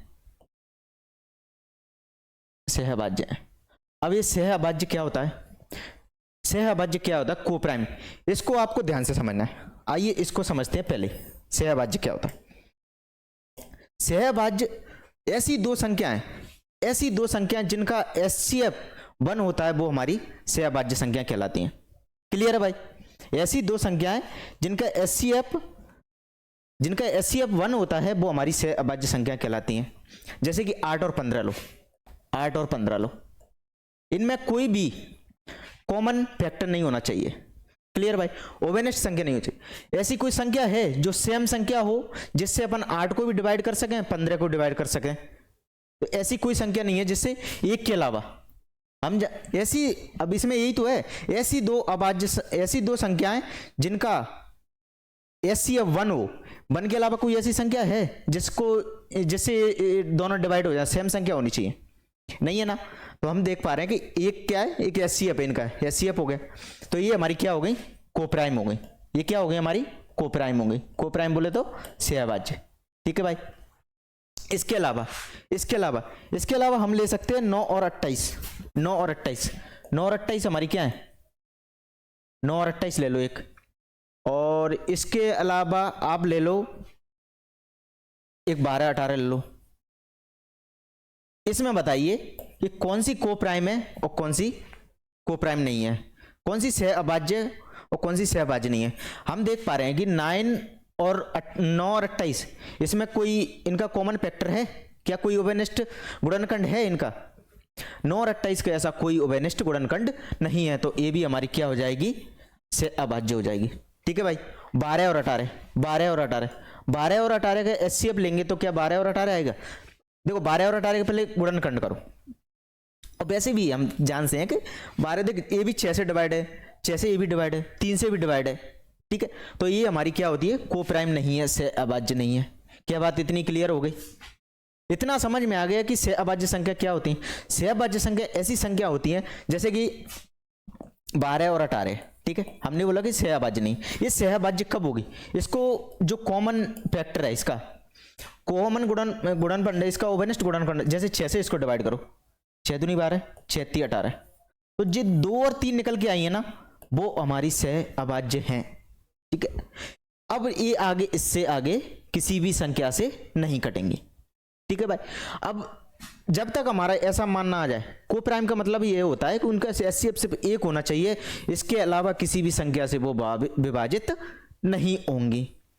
क्लियर है भाई? सहअभाज्य संख्या क्या समझ में आ गई? सहअभाज्य संख्या ऐसी होती हैं जिसके अंदर कोई भी ओवेनेस्ट गुणनखंड नहीं होता। इतना हमें समझना था इनके बारे में। क्लियर है भाई? सहअभाज्य संख्या है क्या समझ में आ गई? अरे भाई कुछ भी ले लो। अब जैसे कि हमने बोला कि 4 और 12, क्या ये सहअभाज्य नहीं है? जब इनको, जैसे 4 और 12, इनके अंदर जो ओवेनेस्ट है, जैसे 4 से इसको डिवाइड करो, 4 1 जा 4, 4 3 जा 12, तो 1/3 लिख के आई, ये हमारी सहअभाज्य है। क्लियर भाई? जैसे कि आगे लिख लो 25/30 लिख लो, 25/30 लिख लिया, इसको 5 से डिवाइड करो, 5 से काटो, 5 25 5 30, क्या आगे ये कट सकती हैं? नहीं कट सकती, तो ये हमारी सहभाज्य होगी। क्लियर है भाई? इसके अलावा कुछ भी ले सकते हो आप, जिनमें क्या होता है, जिनका HCF 1 निकले वही हमारी सहभाज्य। ये बहुत ही इंपॉर्टेंट है। हमने माना कि √5 को A/B मान लिया और A और B सहभाज्य है। ये संख्या अब किसी भी समान संख्या से डिवाइड नहीं हो, इनका कोई भी ओवेनेस्ट गुणनखंड नहीं होगा। क्लियर है इतना? अब देखिए, आइए आगे करते हैं, आगे चलते हैं इसके। अब क्या करेंगे हम, ऐसा करो, B का इधर क्रॉस मल्टीप्लाई गुणा कर दो, इधर क्रॉस में ले आओ इसको, तो B √5 ये हो गया, इतना हो गया, इतना समझ आए? इसके बाद क्या करना है, दोनों पक्षों का वर्ग करने पर, यहां पे लिखेंगे अपन दोनों पक्षों का वर्ग करने पर, वर्ग करने पर दोनों पक्षों का वर्ग करेंगे। B √5 का whole square equal to A²। इतना हो क्लियर? जैसे ही इसको जब इसका वर्ग करेंगे तो निकल के आएगा B × 5 बराबर A²। क्लियर है भाई? अब इसको इस तरह भी लिख सकते हैं कि B² बराबर A²/5। हम देख पा रहे हैं कि जो 5 है वो हमारी A² को विभाजित कर रहा है, A² है वो हमारी 5 से विभाजित है, A² हमारी 5 से विभाजित है।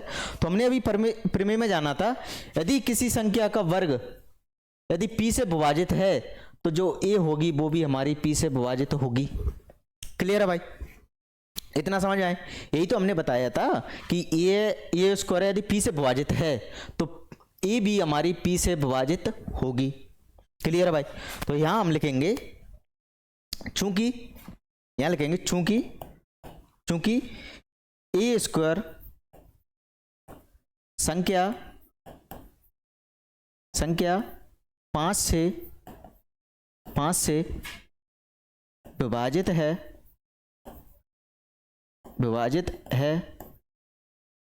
इसलिए A B संख्या 5 से विभाजित होगी, या 5 से विभाजित होगा,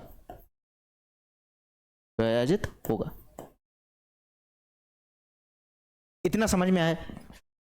हमने क्या किया है, √5 को एक परिमेय संख्या मान लिया, ठीक है भाई। √5 को हमने A/B के बराबर मान लिया, क्योंकि हम जानते हैं कि परिमेय संख्या को P/Q के फॉर्म में लिख सकते हैं। और ये भी देखा हमने, B का मान 0 के बराबर नहीं है, और A और B क्या हमारे सहअभाज्य हैं। इंटीजर तो है ही, पूर्णांक तो है, लेकिन इसके साथ साथ क्या है, सहअभाज्य। सहअभाज्य का मतलब है कि उनका कोई उभयनिष्ठ गुणनखंड नहीं है, उनका HCF सिर्फ 1 होगा। क्लियर है भाई? और हमने देखा कि जब इसको सॉल्व किया तो हमारे पास निकल के आया कि दोनों पक्षों वर्ग कर लिया, और उसके बाद सॉल्व किया तो B² बराबर A²। तो हमने लिखा कि A² संख्या 5 से विभाजित है, ये हमें दिख रहा है क्लियर। तो A भी 5 से विभाजित होगी। ये 5 से विभाजित क्यों होगी, ये हमने देखा था प्रमेय में, हमने यहाँ पर क्लियर किया था, यदि किसी संख्या का वर्ग किसी अभाज्य संख्या से विभाजित है तो वो संख्या भी हमारी उससे विभाजित होगी। क्लियर है भाई? इतना क्लियर हुआ? इतना समझ में आया? अभी आइए आगे चलते हैं। आगे क्या करना हमें,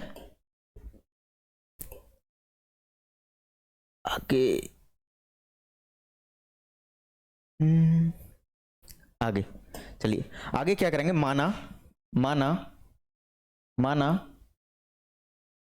हम क्या करेंगे, A/5 बराबर, एक सेकंड भाई, हाँ, A/5 बराबर C मान लो। जहां लिखेंगे, जहां C क्या है, C एक पूर्णांक है, C एक क्या है, पूर्णांक है, C एक पूर्णांक है, ठीक है भाई, C एक पूर्णांक है। तो लिख देंगे अपन A बराबर हो जाएगा हमारा 5C, जब 5 को हम इधर पहुंचाएंगे, ठीक है भाई, क्रॉस मल्टीप्लाई गुणा कर दो, A बराबर 5C आ गया। क्लियर भाई? इतना समझ में आया? अब क्या करेंगे, इसको मान लो समीकरण 1, इसको क्या मान लो, समीकरण 1। स्टेप बाय स्टेप लिखना भाई, कोई भी चीज को छोड़ना नहीं है। ये हमारा हो गया समीकरण 1। अब क्या यहाँ पे लिखेंगे कि ए का मान समीकरण एक में रखने पर, समीकरण एक में ए का मान रखने पर, ए का मान रखने पर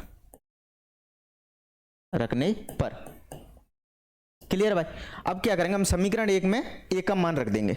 समीकरण एक क्या था हमारे पास, बी स्क्वायर बराबर होता है ए स्क्वायर अपन 5। क्लियर भाई। अब लिखेंगे अपन बी स्क्वायर बराबर, ए की जगह लिख देंगे अपन 5c, 5c का वर्ग अपन 5। ठीक है भाई। अब क्या करेंगे, बी स्क्वायर बराबर हो जाएगा हमारा 5 का वर्ग 25 इंटू सी स्क्वायर बटे 5। जब 5 से 5 दे जाएगा चला गया। अब 5 क्या होता है, जो गुणा में होती है ना, जब हम इस साइड लेके जाते हैं तो भाग में चली जाती है। तो ये हो जाएगा बी स्क्वायर अपॉन 5 बराबर सी स्क्वायर। हमने पता चला लिया कि जो अभाज्य संख्या हमारे पास 5 है वो ए स्क्वायर को भी विभाजित कर रही है, बी स्क्वायर को भी विभाजित कर रही है। यहां पे अपन लिखेंगे जो सेम चीज यहां पे लिखी थी ना, वही चीज हमें वहां लिखनी है। क्लियर है भाई। अब यहां पे लिखेंगे अपन,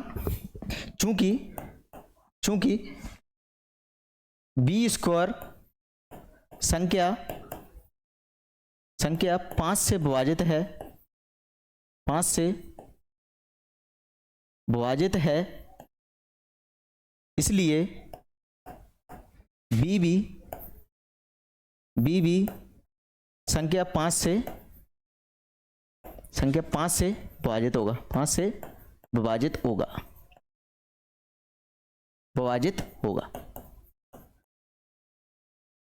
पहले तो ये बताइए इतना क्लियर हुआ क्या? इतना क्लियर हुआ? हमने देख, हमें कुछ नहीं, ये प्रमेय के हिसाब से चल रहे हैं हम तो। ठीक है भाई।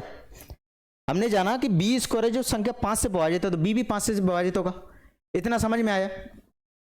अब हमने क्या बोला था कि ए और बी सह अभाज्य हैं। इसका मतलब क्या था? सह अभाज्य, इसका मतलब ये था कि एक के अलावा ये किसी से विभाजित नहीं है। और जबकि हम यहां निकाल पा रहे हैं कि जो ए और बी हैं वो हमारी 5 से विभाजित है।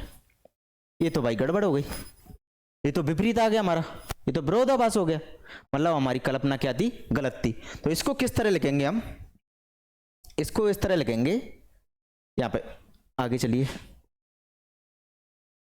इसको लिख देंगे हम कि जो इसको समीकरण 2 मान लो। क्लियर भाई। इसको समीकरण 2 मान लिए। हम लिखेंगे कि समीकरण 1/2 से हम कह सकते हैं कि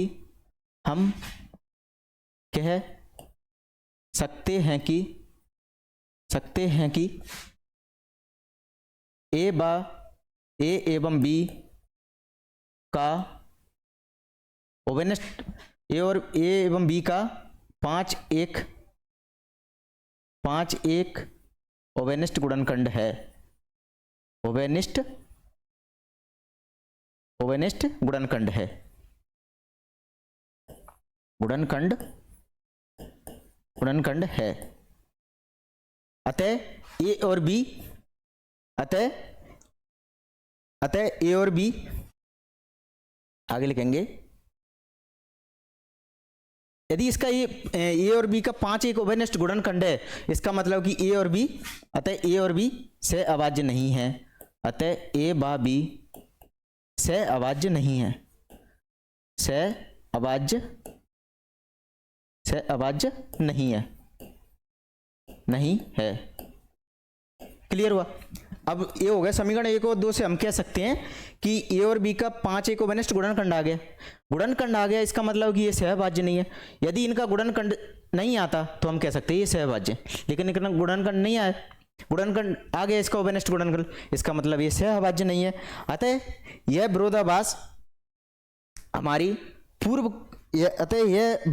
हमारी गलत कल्पना के कारण प्राप्त हुआ है। आगे लिखेंगे, अतः यह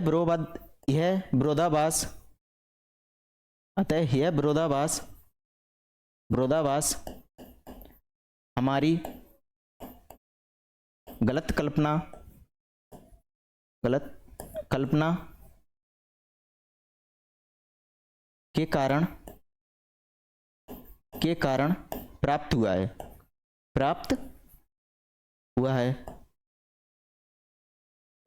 अतः √5 एक अपरिमेय संख्या है, अपरिमेय संख्या है। ठीक है भाई, क्या समझ में आया? हमने देखा कि ए और बी सह अभाज्य हैं। सह अभाज्य मतलब इनका कोई उभयनिष्ठ गुणनखंड नहीं है, जबकि हम निकाल पा रहे हैं कि संख्या जो 5 है वो ए को भी डिवाइड कर रही है, बी को भी डिवाइड कर रही है, मतलब ये उसका क्या हो गया, उभयनिष्ठ गुणनखंड हो गया। तो ये हमारी क्या पूर्व कल्पना थी, वो इसका विरोधाभास हुआ है, क्योंकि पूर्व कल्पना हम बोला था कि सह अभाज्य है, जबकि तो यहाँ तो उभयनिष्ठ गुणनखंड है, ये विरोधाभास है। विरोधाभास किस लिए प्राप्त हुआ? क्योंकि हमने कल्पना ही गलत कर ली थी कि √5 एक अपरिमेय संख्या है, जबकि √5 तो क्या है, एक अपरिमेय संख्या है। क्लियर है भाई, समझ में आया? हमें कुछ नहीं करना है इस क्वेश्चन, इसमें क्या करना है, अब कोई भी, अब इसके अलावा क्या होता है, √5 के 3 दे दे, 2 दे दे, कुछ भी दे दे, क्योंकि 2 भी हमारी क्या √2 है ना, वो हमारी क्या अपरिमेय संख्या है। हमने आपको पहले ही जब कराया था तब बताया था, परिमेय और अपरिमेय के बारे में बताया था। हमने पता चला था कि ऐसी कोई संख्या जिसका वर्गमूल ना लिख दे वो क्या होती है, हमारी अपरिमेय संख्या होती है। क्लियर है भाई? तो हमने माना √5 एक परिमेय संख्या है, √5 को a/b के, क्योंकि परिमेय संख्या को हम p/q के फॉर्म में लिख सकते हैं, इसलिए हमने a/b के फॉर्म में लिख लिया। जहां a/b इसलिए लिखा कि p/q पूर्णांक होते हैं, तो कभी किसी से कट भी जाते हैं, तो उनको काटने के बाद a और b उभयनिष्ठ गुणनखंड ए और बी माना हमने सह अभाज्य ऐसी संख्या होती हैं जिनका HCF 1 होता है, मतलब एक के अलावा भी किसी से नहीं कटेंगे, उनके अंदर कोई भी उभयनिष्ठ मतलब कॉमन फैक्टर नहीं होता। क्लियर है भाई? अब उसके बाद हमने क्या किया, बी को उधर पहुंचाया, बस दोनों पक्षों को बरक कर दिया। बरक करने के बाद ये निकल के आया हमारे पास, हमने देखा कि ए स्क्वायर है वो 5 से डिवाइड हो रही है, इसका मतलब कि ए भी हमारी 5 से विभाजित होगी। उसके बाद किया कि हमने a/5 बराबर c मान ली, क्योंकि हमें a भी तो पता चलाना है, ये तो हमारी चलो 5 से विभाजित है, b भी तो पता चलाना है। सहअभाज्य क्या होती है, हमने यही तो बताया था, सहअभाज्य ऐसी संख्या होती हैं जैसे जिनके बीच में, सहअभाज्य तब बनती है हमारी जब पूर्णांकों के बीच में जो कोई उभयनिष्ठ गुणनखंड होता है ना, उससे काटने के बाद जो हमारे पास जो संख्या निकल के आती है, अंश और हर निकल के आते हैं, वो हमारे सहअभाज्य होते हैं। क्लियर है भाई? इतना कि हमने c एक पूर्णांक है, a बराबर 5c मान लिया, समीकरण 1 में अपने a का मान रख दिया। उसके बाद हमें पता चला कि जो b स्क्वायर है वो हमारा 5 से डिवाइड हो रहा है, b स्क्वायर भी हमारा क्या हो रहा है, 5 से डिवाइड हो रहा है, 5 से डिवाइड हो रहा है। इसका मतलब है कि दोनों ही संख्याओं का एक उभयनिष्ठ गुणनखंड है 5, दोनों ही संख्याओं का यदि एक उभयनिष्ठ गुणनखंड है तो वो सहअभाज्य नहीं होंगे। हमने माना था कि उनके कोई भी उभयनिष्ठ गुणनखंड नहीं होगा तो ही तो वो सहअभाज्य होंगी, जबकि तो यहाँ तो 5 हमारा उभयनिष्ठ गुणनखंड था। क्लियर है भाई? फिर उसके बाद किया हमने कि सहअभाज्य नहीं है, अतः यह विरोधाभास हमारी क्या है, गलत कल्पना के कारण प्राप्त हुआ है, अतः √5 क्या एक अपरिमेय संख्या है। उम्मीद करता हूं कि आपको ये बहुत ही बढ़िया तरीके से समझ में आया हो। क्लियर है भाई? चलिए आइए अगले क्वेश्चन की तरफ चलते हैं। देखो इसमें क्या होता है, एक तो ऐसे √5 है, ये पूछ लिया, इसके अलावा क्या होता है, प्लस में भी दे देते हैं, जैसे कि कुछ भी दे दो, ये दे देते हैं, एक गुणा में भी दे देते हैं और एक भाग में भी दे देते हैं। भाग वाले का कुछ नहीं करना, सेम इसी की तरह बन जाएगा, इसको उल्टा कर दो। हम क्या करेंगे, एक प्लस वाला कर लेंगे, प्लस और माइनस सेम चीज है, एक कर लेंगे उनमें से, और एक गुणा वाला कर लेते हैं। क्लियर है भाई? अब इसके बाद देखते हैं अपना कौन सा है, क्या हो रही है भाई। आइए अगले पे चलते हैं। अगले में दिया गया 3 + 2√5 एक अपरिमेय संख्या है, ये हमें क्या करना है, सिद्ध करके बतानी है। क्लियर है भाई? चलिए आइए उसको करते हैं पहले। अब क्या करेंगे, सेम चीज जो उसमें की थी वही काम हमें इसके अंदर करना है। हम मान लेंगे, माना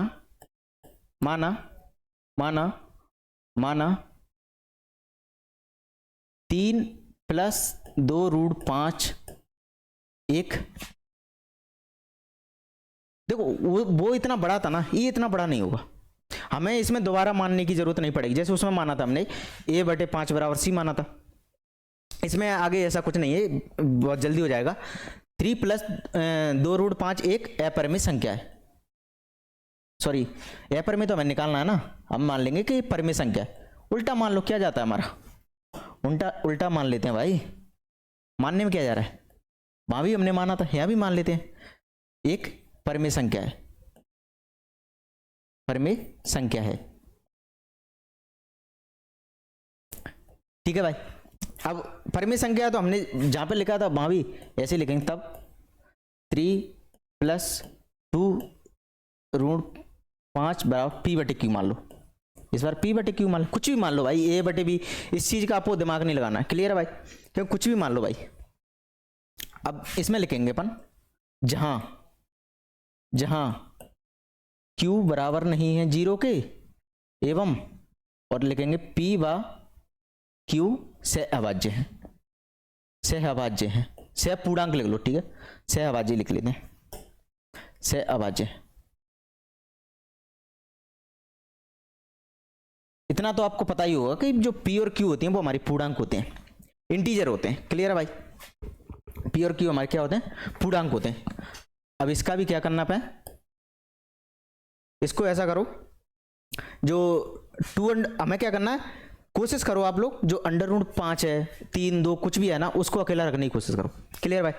जब अब क्या करेंगे अपन, जो 3 है ना उधर चले जाएगा इसके। जब हम एक दूसरे पंचांतर करते हैं ना, तो जो प्लस होती है वो माइनस हो जाती है, जो माइनस है वो प्लस हो जाती है। क्लियर भाई। ये 3 प्लस का है तो ये हो जाएगा 2√5 बराबर हो जाएगा p/q -3। क्लियर है भाई, इतना समझ में आया। उसके बाद क्या करेंगे, ये दो इसको लिखो 2√5 बराबर इसका क्या कहते हैं, इसको एलसीएम लेके उस गुणा कर दो, p -3q अपॉन q, ये हो जाएगा हमारा। एलसीएम ले लिया हमने, ठीक है भाई। अब क्या करेंगे, जो 2 हमारे पास इसके मल्टीप्लाई में है, जब उसको उस साइड भेजेंगे तो हमारे पास क्या हो जाएगा, उसके नीचे भाग में चला जाएगा, तो ये हो जाएगा हमारे पास, क्या हो जाता है भाई, इसको लिखो √5 बराबर हो जाएगा हमारे पास p -3q upon 2q। Clear है भाई, इतना निकल के आया, ये हमारे पास निकल के आया। इसको दे देते अपन समीकरण नंबर 1। क्लियर है भाई, इतना समझ में आया। इसमें हमने कुछ नहीं किया, p/q के बराबर मान लिया, परिमेय संख्या मान लिया, उसके बाद इसको सॉल्व किया, ये हमारे पास निकल के आया। अब हम देख पा रहे हैं कि देखो p है, q है, 2 है, 3 है, ये सब क्या है हमारे पास, पूर्णांक है, पूर्णांक है। और परिमेय संख्या वे होती हैं जिनका गुणा करो भाग करो हमारी परिमेय रहती हैं। क्लियर है भाई, ये पूर्णांक है, p है, q है, ये सब क्या पूर्णांक है, 3 है, 2 है, ये पूर्णांक है। पूर्णांक आपको हमने पहले ही बताया था, तो हम लिखेंगे चूंकि p/q पूर्णांक है, p/q पूर्णांक है, इसलिए p/q पूर्णांक है, इसलिए p -3q, इसलिए देखो यदि p और q पूर्णांक है तो ये p -3q गुणा भाग कुछ भी कर लो वो सेम ही रहेंगे। क्योंकि देखो 2 है, ये क्या हमारे पास पूर्णांक है, इसमें 4 का गुणा कर दो 8 हो जाएगा, 8 भी क्या है हमारा पूर्णांक है। जैसे कि 4 है, 4 में से 3 घटा दो, सॉरी हाँ 3 घटा दो, जो 1 निकल के आएगा, तो 4 - 3 भी पूर्णांक है, और जो 1 निकल के आए वो भी पूर्णांक है। क्लियर है भाई, तो पूर्णांकों का चाहे गुणा कर लो, मल्टीप्लाई कर लो, कुछ भी कर लो, पूर्णांक ही रहेंगे। ठीक है भाई। p -3q एवं 2q भी पूर्णांक होंगे, इतना क्लियर है। इतना समझ में आया? यदि p व q पूर्णांक है तो p माइनस 3q एवं 2q भी पूर्णांक होंगे। और हम जानते हैं कि जब p दो पूर्णांकों को बटे के फॉर्म में लिखते हैं तो वो क्या बन जाती है हमारे पास? परिमेय संख्या बन जाती। हम देखो p भी पूर्णांक था, q भी पूर्णांक है। भाई हमने डेफिनेशन ही थी परिमेय संख्या की, क्या डेफिनेशन थी कि ऐसी संख्या जिन्हें p बटे q के फॉर्म में लिख सकते हैं वो परिमेय संख्या है। और जहां पे हमने ब्रैकेट में लिखा था, कि q बराबर नहीं होना चाहिए 0 के, और p व q क्या होने चाहिए? पूर्णांक। p व q क्या होने चाहिए? पूर्णांक। p व q क्या होने चाहिए? पूर्णांक। क्लियर है भाई? इतना हमने पहले बताया था आपको। क्लियर है भाई? अब इस हिसाब से यदि ये p व q पूर्णांक है, p माइनस 3q पूर्णांक है, 2q भी पूर्णांक है, इसका मतलब p माइनस 3q भी पूर्णांक होगा। p माइनस 3q अपन 2q भी पूर्णांक होगा। यदि ये पूर्णांक होगा, इनको बटे में लिख देंगे, इसलिए अब लिखेंगे, इसलिए एक क्या होगा भाई, हाँ, इसलिए अब आगे लिखेंगे अपन। चलो आइए यहां पर कर लेते हैं, यहां पर कर लेते हैं। इसलिए अपन लिखेंगे, आगे लिखेंगे, इसलिए p minus 3q, p minus 3q upon 2q एक परिमेय संख्या है, एक परिमेय संख्या है, परिमेय संख्या है, परिमेय संख्या है। हम देख पा रहे हैं कि जब ये परिमेय संख्या है, अंडर रूट 5 क्या होती है? अभी हमने सिद्ध किया था, एक अपरिमेय संख्या होती है। क्या परिमेय संख्या और अपरिमेय संख्या बराबर हो सकती हैं? आप बताइए मुझे, क्या परिमेय संख्या और अपरिमेय संख्या बराबर हो सकती हैं? हमने उनको दोनों को ही अलग अलग कैटेगरी में रखा है, तो भाई वो कभी भी बराबर नहीं हो सकते। परिमेय संख्या और अपरिमेय संख्या कभी भी बराबर नहीं हो सकती। हम लिखेंगे p minus 3q upon 2q एक परिमेय संख्या, जबकि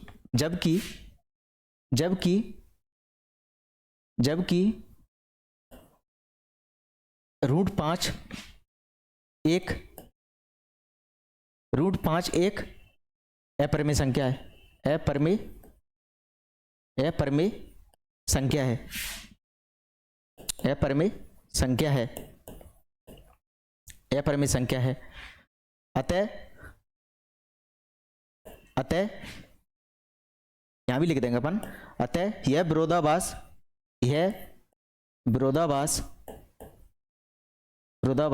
हमारी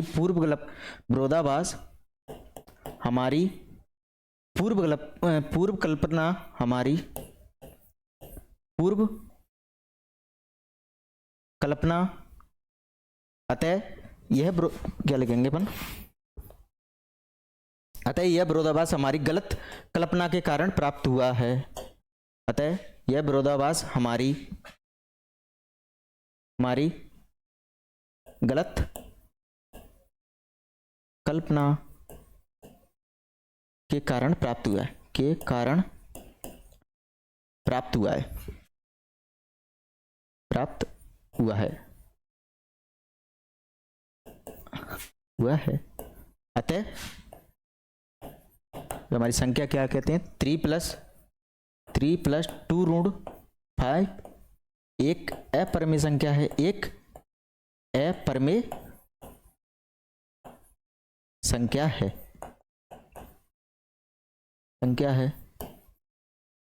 समझ आया भाई? क्या क्लियर हुआ इतना? क्योंकि हमने इसको परिमेय संख्या मान लिया था, जबकि वो क्या थी, एक अपरिमेय संख्या थी। क्योंकि यदि p माइनस 3q अपन 2q एक परिमेय संख्या है, और जबकि अंडर रूट तो एक अपरिमेय संख्या है, और जबकि हम जानते हैं कि परिमेय संख्या और अपरिमेय संख्या बराबर नहीं हो सकती, कि इसका मतलब है कि जो हमने कल्पना की थी 3 प्लस 2 रूट 5 एक परिमेय संख्या, वो हमारी क्या गलत हो गई। और ये गलत किस लिए हुआ है? क्योंकि हमने कल्पना ही गलत कर ली थी, जबकि वो तो क्या थी, एक अपरिमेय संख्या थी। क्लियर है भाई? इतना समझ में आ गया? तो इसमें भी कुछ भी नहीं किया, मतलब इसको ऐसे समझना था। देखो p और 3q 2q ये सब क्या है, हमारे पूर्णांक है। और जब हम जानते हैं कि जब दो पूर्णांकों को p बटे q के फॉर्म में लिखते हैं तो वो एक परिमेय संख्या बन जाती है। जब दो पूर्णांकों को हम p बटे q के फॉर्म में लिखते हैं तो एक परिमेय संख्या बन जाती है। परिमेय संख्या बन जाती है, इसका मतलब ये परिमेय संख्या हो गई, ये परिमेय संख्या हो गई, ये अपरिमेय संख्या हो गई। क्या ये दोनों बराबर हो सकते? कभी नहीं हो सकती भाई, ये बराबर नहीं हो सकती। मतलब ये विरोधाभास प्राप्त हुआ।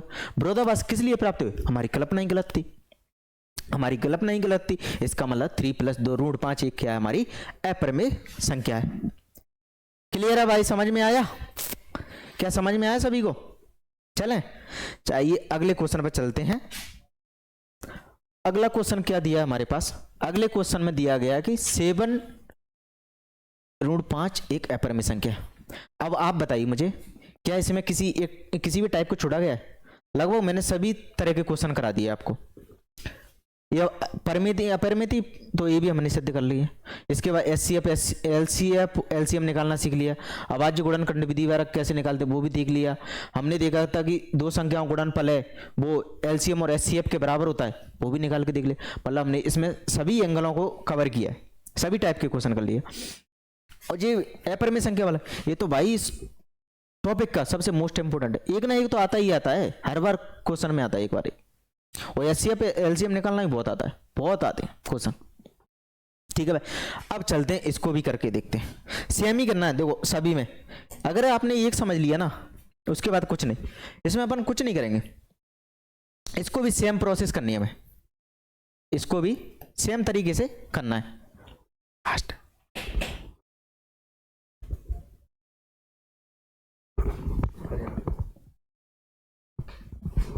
इसको भी सेम तरीके से करना है। ठीक है भाई, माना लिखेंगे अपन, माना 7 √5 एक क्या है? एक परिमेय संख्या है। सेम स्टेप लिखनी है भाई, परिमेय संख्या है, परिमेय संख्या है। 7 √5 एक परिमेय संख्या है। अब इसको लिख देंगे अपन, इसको परिमेय संख्या तो हम जानते हैं कि इसको P/Q के फॉर्म में लिख सकते हैं। तब लिखेंगे 7 √5 बराबर P/Q, P/Q लिख लो, जहां Q बराबर नहीं है 0। अब मैं स्टेप बार बार क्यों लिख रहा हूं? जिससे कि आपको याद हो जाए। ठीक है भाई, मैं चाहता तो वहां से कॉपी कर लेता, वहां से कॉपी करके भी लिख देता, लेकिन भाई आपको भी तो याद होनी चाहिए ना, चीज़ समझ में आनी चाहिए। एक एक चीज सेम चीज लिखो, बार बार लिखते हैं ना तो हर चीज याद हो जाती। ठीक है भाई, और P/Q से अभाज्य है, से अभाज्य है। अब से अभाज्य आपको बार बार तो समझाना नहीं पड़ेगा, हमने एक बार अच्छे से समझ लिया। से अभाज्य संख्या वो होती हैं, ऐसी दो संख्या होती हैं जिनका उभयनिष्ठ गुणनखंड, जिनका एचसीएफ 1 होता है। क्लियर, ये समझ लो आप। तो एचसीएफ 1 होगा, मतलब उनके अंदर कोई भी उभयनिष्ठ नहीं होगा एक के अलावा, से अभाज्य है, से अभाज्य हैं। अब इसको लिखेंगे अपन कि जो इसको आगे लिख सकते हैं सॉल्व करके, जब 7 इसके नीचे जाएगा तो ये Q के साथ हो जाएगा 7Q, 7Q हो गए। क्लियर है? इतना समझ में आ गया। हम देख पा रहे हैं कि जो P है और Q है पूर्णांक है, P और Q पूर्णांक है। सेम प्रोसेस हो गई भाई इसके अंदर, जो हमारा इससे पहले वाला क्वेश्चन था ना वो बन गया। यहाँ भी सेम ही है सब कुछ, यहाँ भी अपन क्या करेंगे, सेम लिखेंगे। देखो चूंकि P/Q पूर्णांक है, P/Q पूर्णांक है, इसलिए P, Q, 7Q भी पूर्णांक है, B पूर्णांक है। P/Q पूर्णांक है तो भाई 7 का मल्टीपल अगर बोल लो वो भी गुणा है। हम जानते हैं पूर्णांक में किसी भी संख्या गुणा भाग जोड़ कुछ भी कर दो, सब पूर्णांक ही रहने वाले। क्लियर है भाई? P/Q 7Q भी पूर्णांक है, इतना समझ में आया। यदि ये पूर्णांक है, अभी हम 2-3 बार समझा चुका हूं मैं आपको। हम जानते हैं यदि दो पूर्णांकों को बटे के रूप में लिख दो, P/Q के फॉर्म में लिख दो, तो वो हमारी परिमेय संख्या बन जाती। तो जो P/Q है, इसलिए P/7Q एक परिमेय संख्या है, परिमेय संख्या है। हम देख पा रहे हैं जो, हाँ यहां भी √5 आ गया, जबकि √5 एक अपरिमेय संख्या है, अपरिमेय संख्या है, अपरिमेय संख्या है। P/7Q एक परिमेय संख्या है और जबकि √5 एक अपरिमेय संख्या है। और हम देख पा रहे हैं ये दोनों बराबर हैं, हम देख पा रहे हैं कि दोनों बराबर हैं। अभी आपको बताया कि कोई भी दो परिमेय और अपरिमेय संख्या बराबर नहीं हो सकती, कोई भी दो परिमेय और अपरिमेय संख्या कभी बराबर नहीं हो सकती, बराबर नहीं हो सकती। इसका मतलब कि ये विरोधाभास है, ये विरोधाभास है, एक परिमेय एक अपरिमेय, जबकि ऐसा तो रियल में होता नहीं है। हम लिख देंगे, सेम लाइन लिखनी है हमें, यह विरोधाभास, अतः यह विरोधाभास, अतः यह विरोधाभास, यह विरोधाभास, यह विरोधाभास, यह विरोधाभास हमारी यह विरोधाभास हमारी पूर्व गलत कल्पना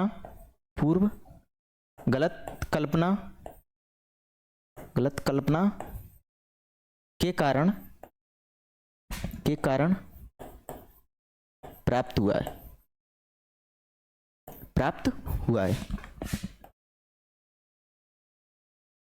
है। अतः जो हमारी है 7√5 एक अपरिमेय संख्या है, अपरिमेय संख्या है। क्लियर है भाई, समझ में आ गया? क्लियर हो गया ये? उम्मीद करता हूं ये तो क्लियर हो ही गया होगा। इसमें भी कुछ नहीं किया हमने। यदि आपने पहले के क्वेश्चनों को अच्छे से समझा है, इसको इससे पहले हमने ये किया था, ये थोड़ा हमारा बड़ा था क्योंकि हमें इसमें 2 बार मानना था, क्योंकि हमें जो सहभाज्य संख्या थी दोनों के बारे में लगाना था, क्योंकि दोनों में ही कोई उभयनिष्ठ गुणनखंड है या नहीं है। हमने ये और भी दोनों सहभाज्य संख्या मानी थी, उनमें उभयनिष्ठ गुणनखंड निकल के हमारे पास 5, इसलिए वो क्या आती है, हमारी सहभाज्य नहीं थी। सहभाज्य नहीं थी तो क्या होगा, हमारी परिमेय सहभाज्य नहीं थी, जो कि हमारी गलत कल्पना का कारण प्राप्त हुआ था, विरोधाभास प्राप्त हुआ था। हमने उनको सहभाज्य माना था, जबकि तो सहभाज्य थी नहीं, सहभाज्य नहीं है, जो कि हमारी पूर्व कल्पना का विरोधाभास था। ठीक है भाई, क्योंकि कल्पना ही अपन ने गलत कर ली थी, इसलिए वो विरोधाभास प्राप्त हुआ। यह भी सेम चीज थी। उम्मीद करता हूं आपको ये परिमेय अपरिमेय संख्याएं सिद्ध करना समझ में आया होगा। इसके बाद क्या है, नहीं भाई देखो भाई, ये हमने 1 शॉट डाला जो हमारे चैप्टर 1 हुआ था, रियल नंबर वास्तविक संख्याओं का। कोशिश करेंगे अगला जो टॉपिक है वो भी आएगा हमारे। इसके क्या अभी हमारे पास अभी एग्जाम, अपकमिंग एग्जाम है, कोशिश करेंगे जितने टॉपिक हो सके आपको रिवीजन कराने का। क्लियर भाई? तो ये क्या है अभी, क्या भाई हमने, यदि आपको वीडियो बिल्कुल पसंद आई हो तो आप लाइक जरूर करना और कमेंट एक जरूर डालना। जो भी कमी है, जो भी चीज़ समझ में नहीं है वो जरूर बताना, और आपको कैसी लगी ये वीडियो जरूर कमेंट करके बताना। क्लियर है भाई? चलिए भाई, तो आज के लिए इतना ही था। टेक केयर, राम राम, जय हिंद, जय भारत।